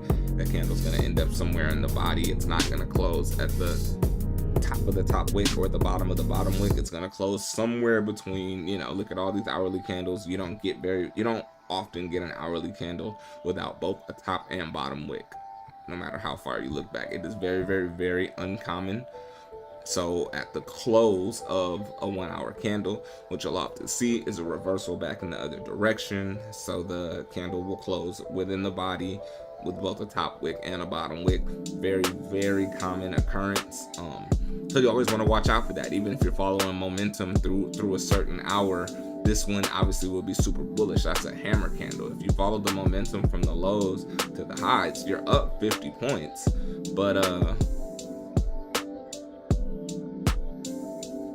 with 20 seconds to go, it's doing its best to get near that top wick. It wants to close much closer to the top of the wick than the bottom of the wick. That's for damn sham.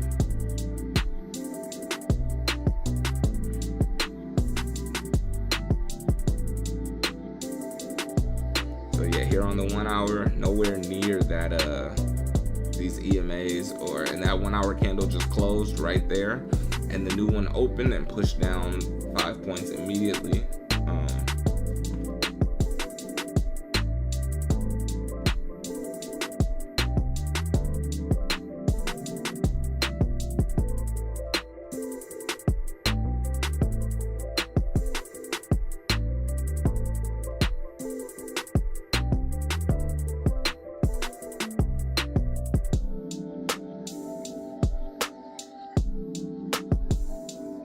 Alright, and so the next 1 hour candle currently doesn't really have a top wick, so you want to be cautious of that, but it is pushing back down. We know what that means. You want to give this some time to open up and form. I guess there's a tiny top wick on the beginning of this 5 minute candle, a tiny one, but immediately back down to the 21 EMA, 10 point reversal. See how it behaves here at the 21. Look, just wick below, headed to the 14. Yeah, so somebody was waiting for that 1 hour candle to open to send us right back down to the bottom of the box. The bulls had a relief move for that 1 hour candle to close, but so far we're down 15 points from that movement just a few minutes ago. So the bears are still in charge. Even though we had this relief we broke the lows, we made new lows, popped right back into the zone, in the chop zone, but we're pushing back down to where we belong as far as I'm concerned, based on the price action.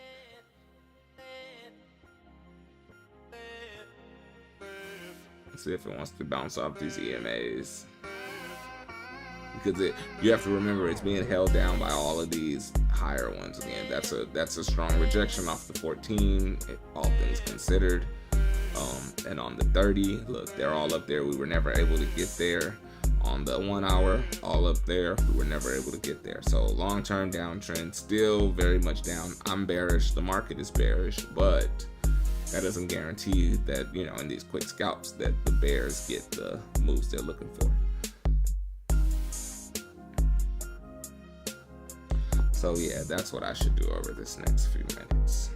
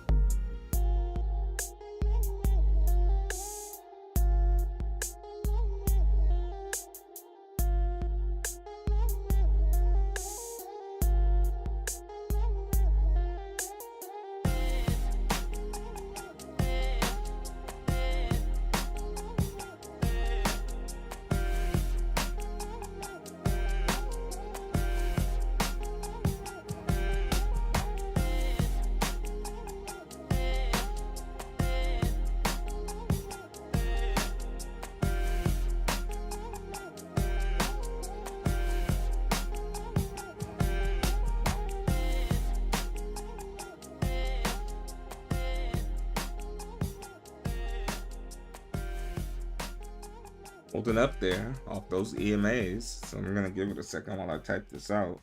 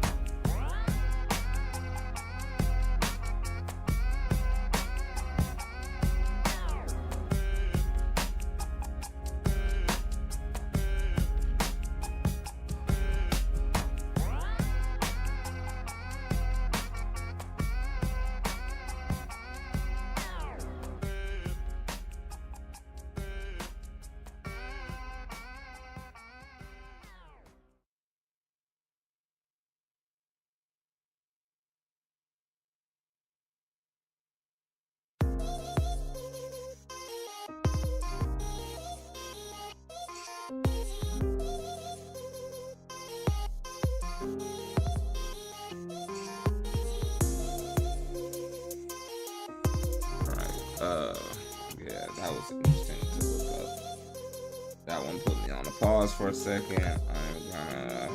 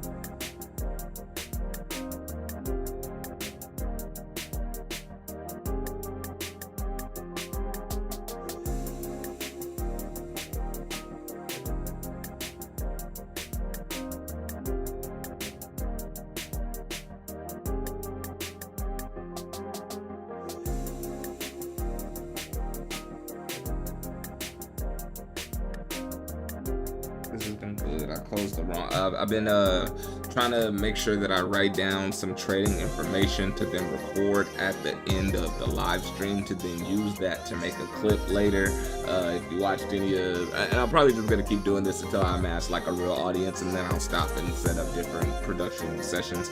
But for now, I'm going to use the end of the stream to create the short for the day that I want to post on YouTube. So I'm just making sure that I have the text right for the short. That was weird. Yo, I got a new phone over the holidays, and the updated iOS, bro. The updated iOS be tripping me out sometimes. Alright, but yeah, I just wanted to write this down.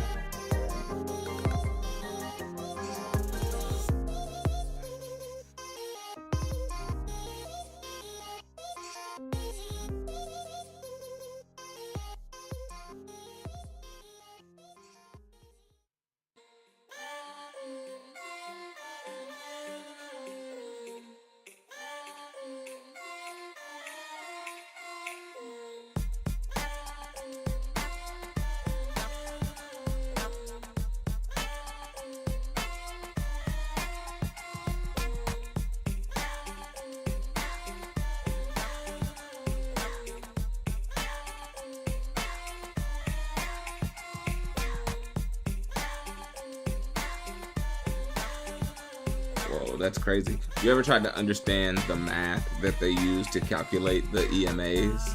Like simple moving averages, we all learned how to do in middle school, elementary if you were super smart, and high school if you were super slow. But we all learned, around middle school how to do averages, how to calculate a simple moving average. As price also breaks down below, I should move that over a little bit. As price breaks down below those EMAs, yet again, I'm sitting here thinking about the EMAs, and that's what I'm sitting here just going over the difference between an SMA and an EMA and why I choose to use the EMA. There's a Zeke calculation that they call smoothing in how they calculate the EMAs instead of the SMAs, and that shit, like the SMAs, we could all calculate on our own. Anybody that's smart enough to trade can also just take out a pencil and paper or a calculator and calculate a simple moving average. Here, do it for 10 on the daily. Do it for 20 on the daily. Okay, boom, very easy. I don't know that all of us could just take out a pencil and paper and calculate the EMAs, which is probably why the EMAs are a little more valuable to me. That smoothing calculation that they put in there really, down to the bottom of the box. That smoothing calculation, I think, again, it adds more weight to more recent trading, and that's valuable because more recent events are more important. If Trump tweeted something, if breaking news happened, if whatever, those more recent prices deserve more value, more weight than just a simple moving average.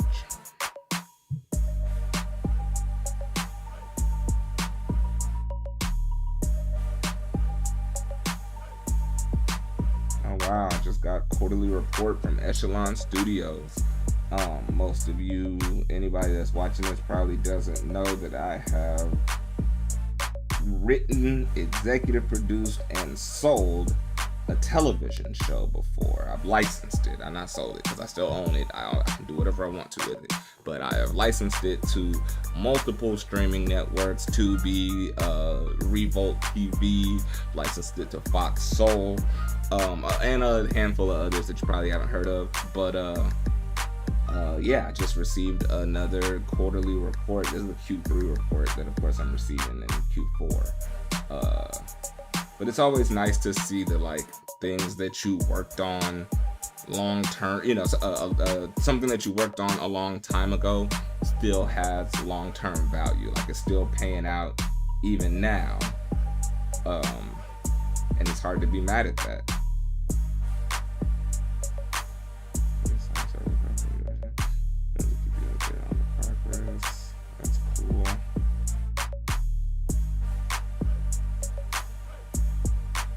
Hey, yeah, we're at payout.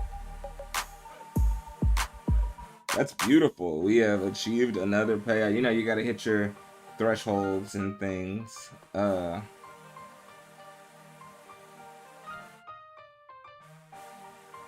That's for Brandon. That's awesome. Good. Yeah, especially, again, we're chopping around in the same 40-point zone. So if you can't tell, I'm done pulling the trigger for the day. I want to get a reel together real quick, a short, whatever it's called. And then I'm going to bust it down and get up out of here for the day. It is still a holiday week. We'll not be trading all this week. We'll figure out in the morning what tomorrow's talking about. And once I figure out what time my family needs to be at the airport and all of that, and then Friday, if we trade Friday, it will be very early. But that was good news. We achieved another payout. So yeah, just you gotta put the work in. Listening to a Lil Wayne song on Carter 6, and it said, "Don't eat the fruit without acknowledging." Yeah, don't eat the fruit without acknowledging the labor, nigga. And that's really important. You don't reap what you sow immediately. You sow the seeds, and you'll reap the benefits down the line. So obviously, I benefited when I first made the show. It was, spiritual benefits, emotional benefits, financial benefits. It was all dope. But also, that tree is still bearing fruit, even though you planted it more than half a decade ago. haven't touched those files or haven't been actively working that piece of media in years, and you can still pick up your email on a random Monday and see that you have money coming your way. That's beautiful. It's hard to ever be mad at that. So yeah, let me finish this script so I can get this real done, get up out of here. Yeah, I was saying that the ZKI smoothing calculation. Main difference.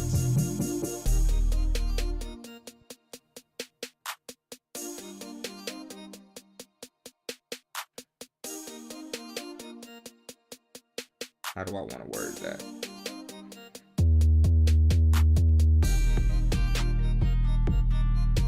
Main difference.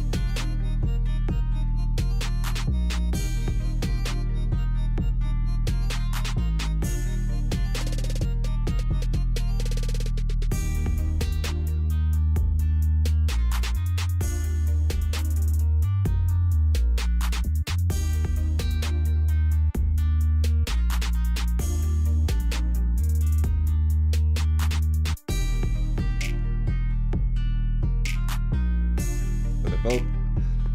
Here, let's speak this out loud to see if it sounds smooth while we watch this bull flag kind of play out. See, that's more chop, bro. To come back below the 21 and the 14 like that, just to turn around and retest them, I'm happy I'm not trading that. That's nasty. That's nasty. It didn't come to the bottom of the box. It didn't come to the support line. I wonder if this was actually a trend break though. I gotta go back and look at that. That might have been a legitimate trend break, which is important to note, because then yeah, this will be a bull flag. This will be, it didn't just test at those EMAs though, it rejected them and came down and closed below just to turn around.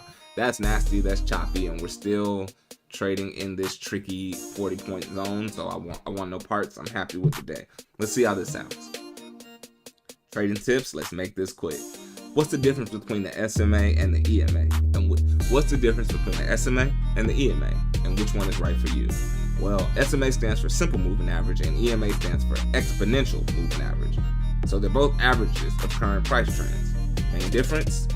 All right, that sounds good so far. Now I'm going to write out the main difference, show this smoothing calculation, and that's it, because it's going to be a YouTube short. So less than 60 seconds, get in, get out, get on with your life. I even say let's make this quick. I'm gonna edit some little like whoopee sounds in there or whatever to give it the whole package. They're both averages of current price trends. Main difference. The EMA.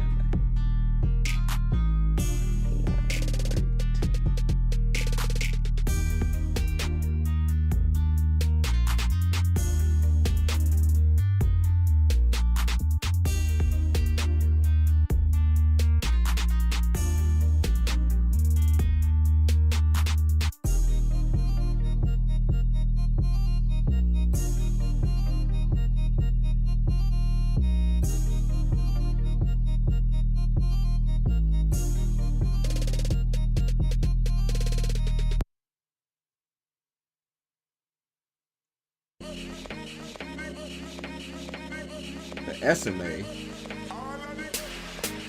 so they're both averages of current price trends. Main difference, the SMA adds equal weight to all data points. The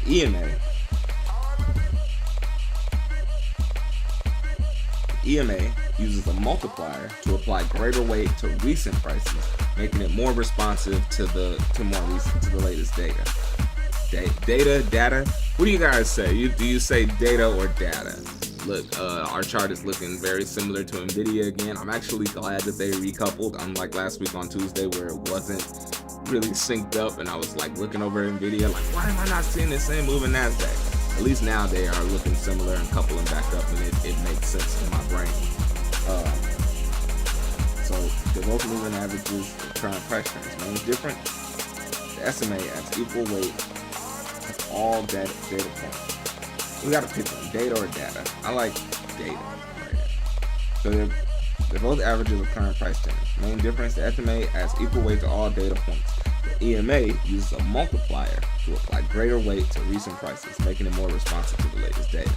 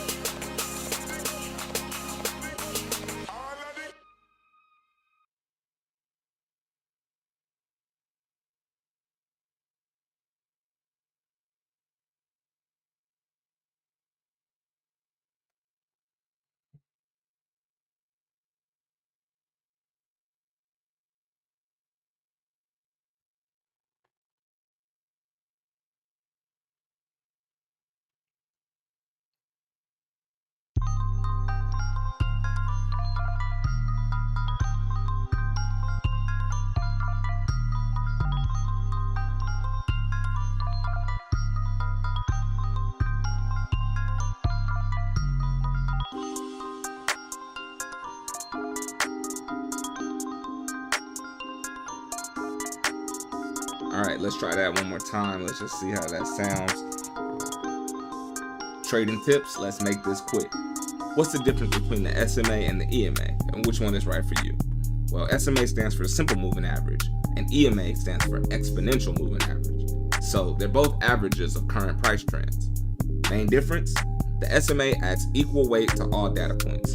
The EMA uses a multiplier to apply greater weight to recent prices, making it more responsive to the latest data.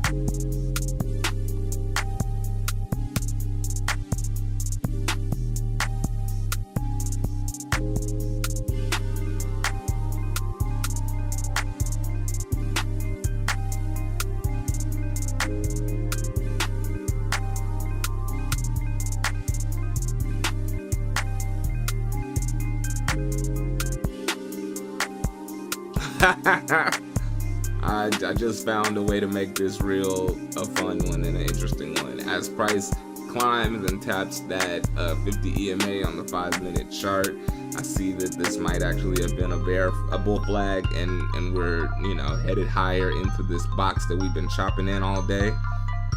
Like I said, I'm more than content with how the day has gone for me.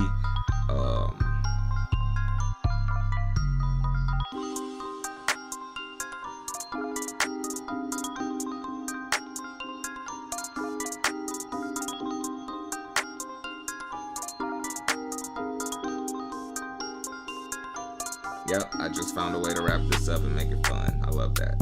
So for me,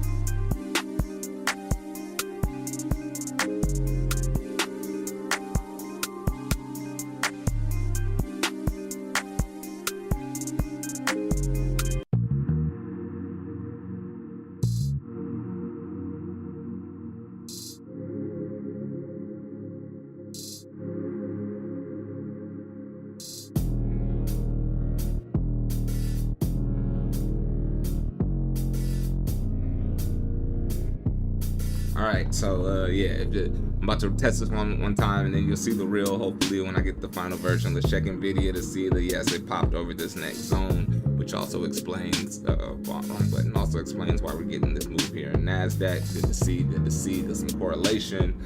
Alright, let's try this one more time. Instead trading tips, let's make this quick. What's the difference between the SMA and the EMA, and which one is right for you?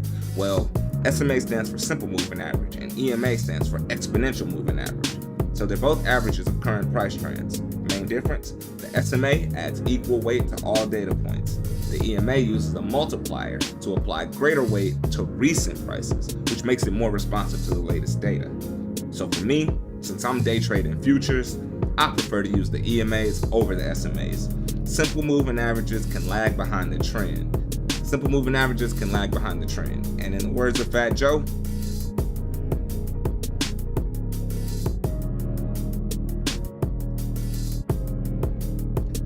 yeah, if you know what Fat Joe said there, then you get what I'm doing. All right, so that's great. I think what I want to do here, wow, I didn't know that it would do that if I were like that. That's not even what I wanted. Okay. Is it? It's not. It is not.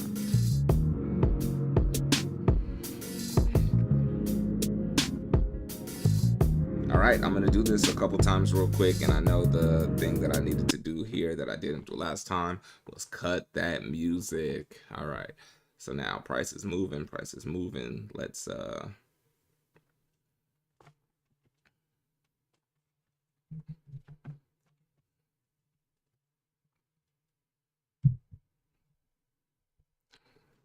right, let's try one time. Trading tips. Let's make this quick. What's the difference between the SMA and the EMA, and which one is right for you? Well, SMA stands for simple moving average, and EMA stands for exponential moving average. So they're both averages of current price trends. Main difference? The SMA adds equal weight to all data points. The EMA uses this multiplier to add greater weight to recent prices, which makes it more responsive to the latest data. So for me, since I'm day trading futures, I prefer to use the EMAs. So for me, since I'm day trading futures, I prefer to since I'm day trading futures, I prefer to use the EMAs over the SMAs. The simple moving averages can sometimes lag behind the price trend. Ugh. All right, we're good. Let's do that from the top one more good time.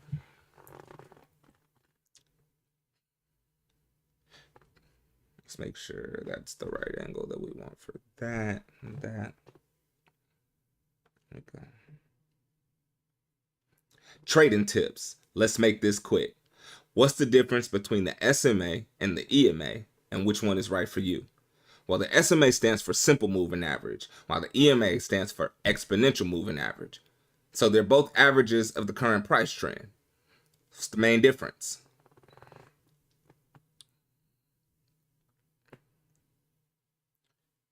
Trading tips. Let's make this quick.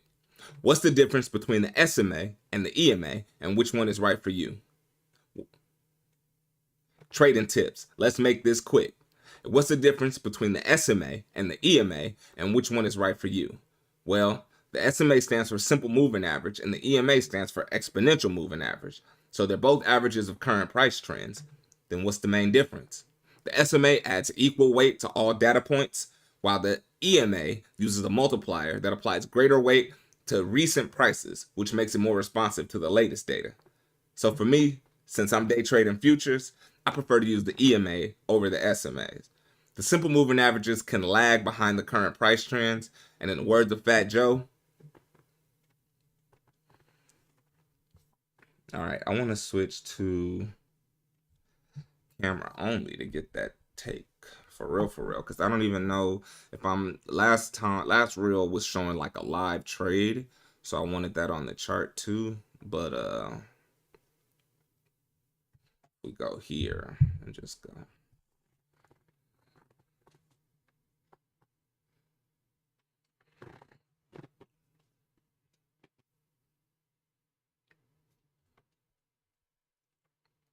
right, let's do it.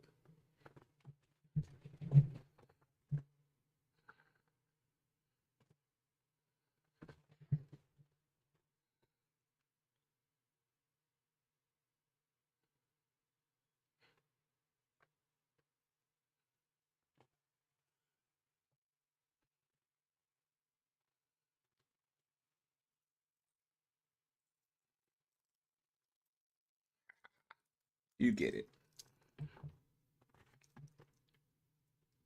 All right, where's my script?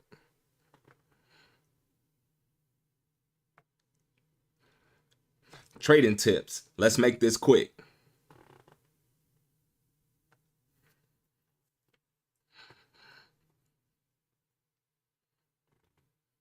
Trading tips. Let's make this quick. Trading tips. Let's make this quick. Trading tips. Trading tips. Let's make this quick. What's the difference between the SMA and the EMA, and which one is right for you?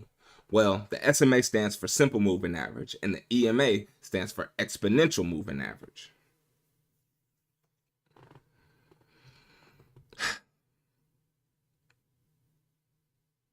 Trading tips. Let's make this quick. So what's the difference?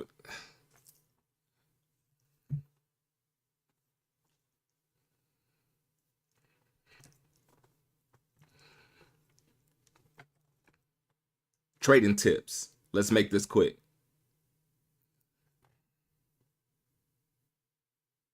Trading tips. Let's make this quick. Trading tips. Oh. Trading tips. Let's make this quick. So what's the difference between the SMA and the EMA, and which one is right for you?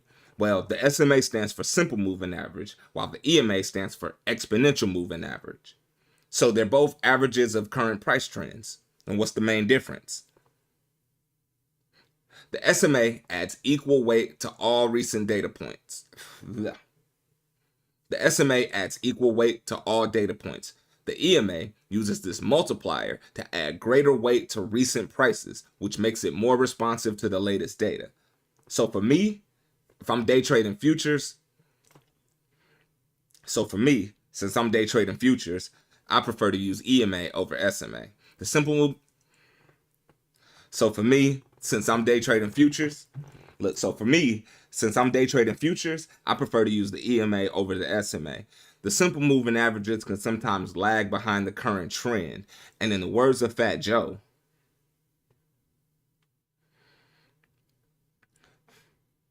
trading tips. Let's make this quick. Trading tips. Let's make this quick. Trading tips. Let's make this quick. What's the difference between the SMA and the EMA, and which one is right for you? Well, the SMA stands for simple moving average, while the EMA stands for exponential moving average. So they're both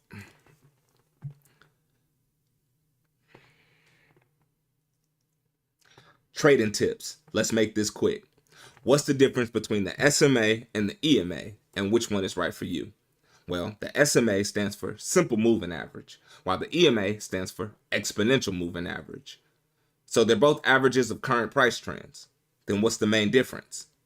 The SMA adds equal weight to all data points. The EMA uses a multiplier to apply greater weight to recent prices, which makes it more responsive to the latest data. So for me, since I'm day trading futures, I prefer to use the EMA over the SMA. The simple moving average can lag behind the trends. And in the words of Fat Joe, so for me, since I'm day trading futures, I prefer to use the EMAs over the SMAs. Them simple moving averages can lag behind the current trend. And in the words of Fat Joe,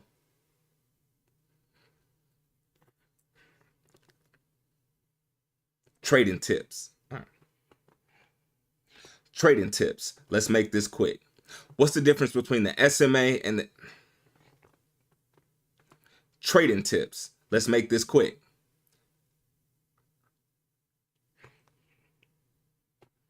Trading tips. Let's make this quick.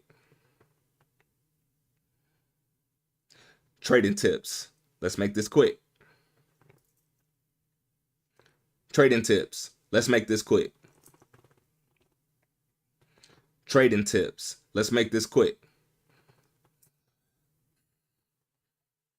What's the difference between the SMA and the EMA, and which one is right for you?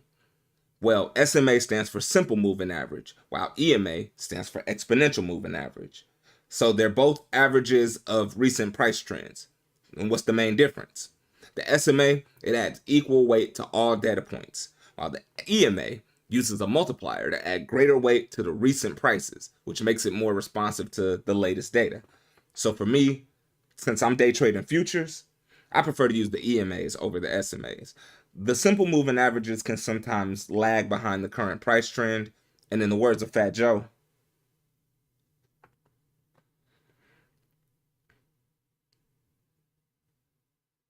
so they're both averages. So they're both averages of the current price trends.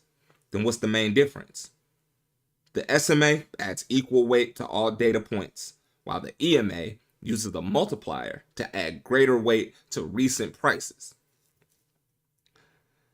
The SMA adds equal weight to all data points. The EMA uses a multiplier. The SMA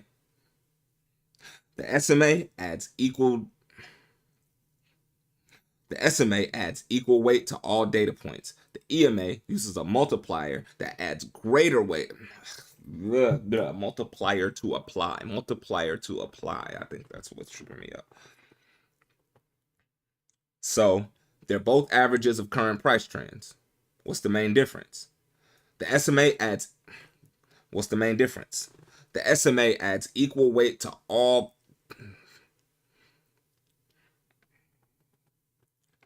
So they're both averages of current price trends. Then what's the main difference? The SMA adds equal weight to all data points. The EMA uses a multiplier to apply greater weight to recent prices, which makes it more sensitive to the latest data. So for me, since I'm day trading futures, I prefer to use the EMAs over the SMAs. Sometimes the simple moving averages can lag behind the trend. And in the words of Fat Joe,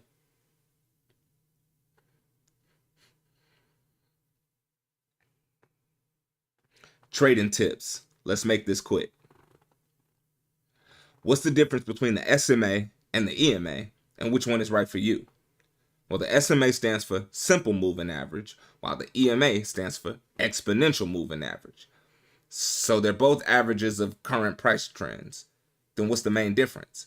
The SMA adds equal weight to all data points, while the EMA uses a multiplier to apply greater weight.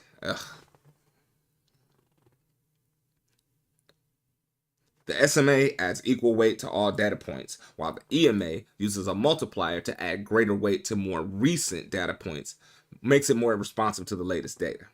Still not the wording. Okay. Last time, because I think I can still chop this together. Trading tips. Let's make this quick. What's the difference between the SMA and the EMA, and which one is right for you? Well, the SMA stands for simple moving average, while the EMA stands for exponential moving average. So they're both averages of current price trends. Then what's the difference? The SMA adds equal weight to all data points. The EMA uses a multiplier that adds greater weight to recent prices,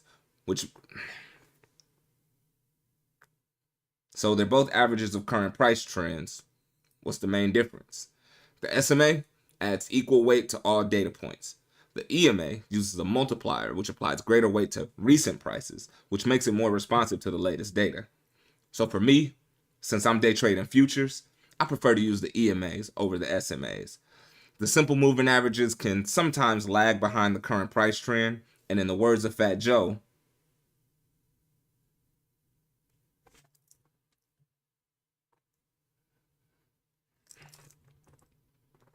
so for me, since I'm day trading futures, I prefer the EMAs over the SMAs. Those simple moving averages can sometimes lag behind the current price trend. And in the words of Fat Joe,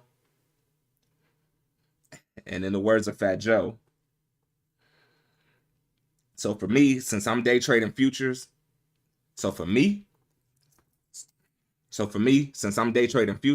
I prefer to use the SMA. That's not true at all. So for me, since I'm day trading futures, I prefer to use the EMAs over the SMAs. Those simple moving averages can sometimes lag behind the current price trend. And in the words of Fat Joe,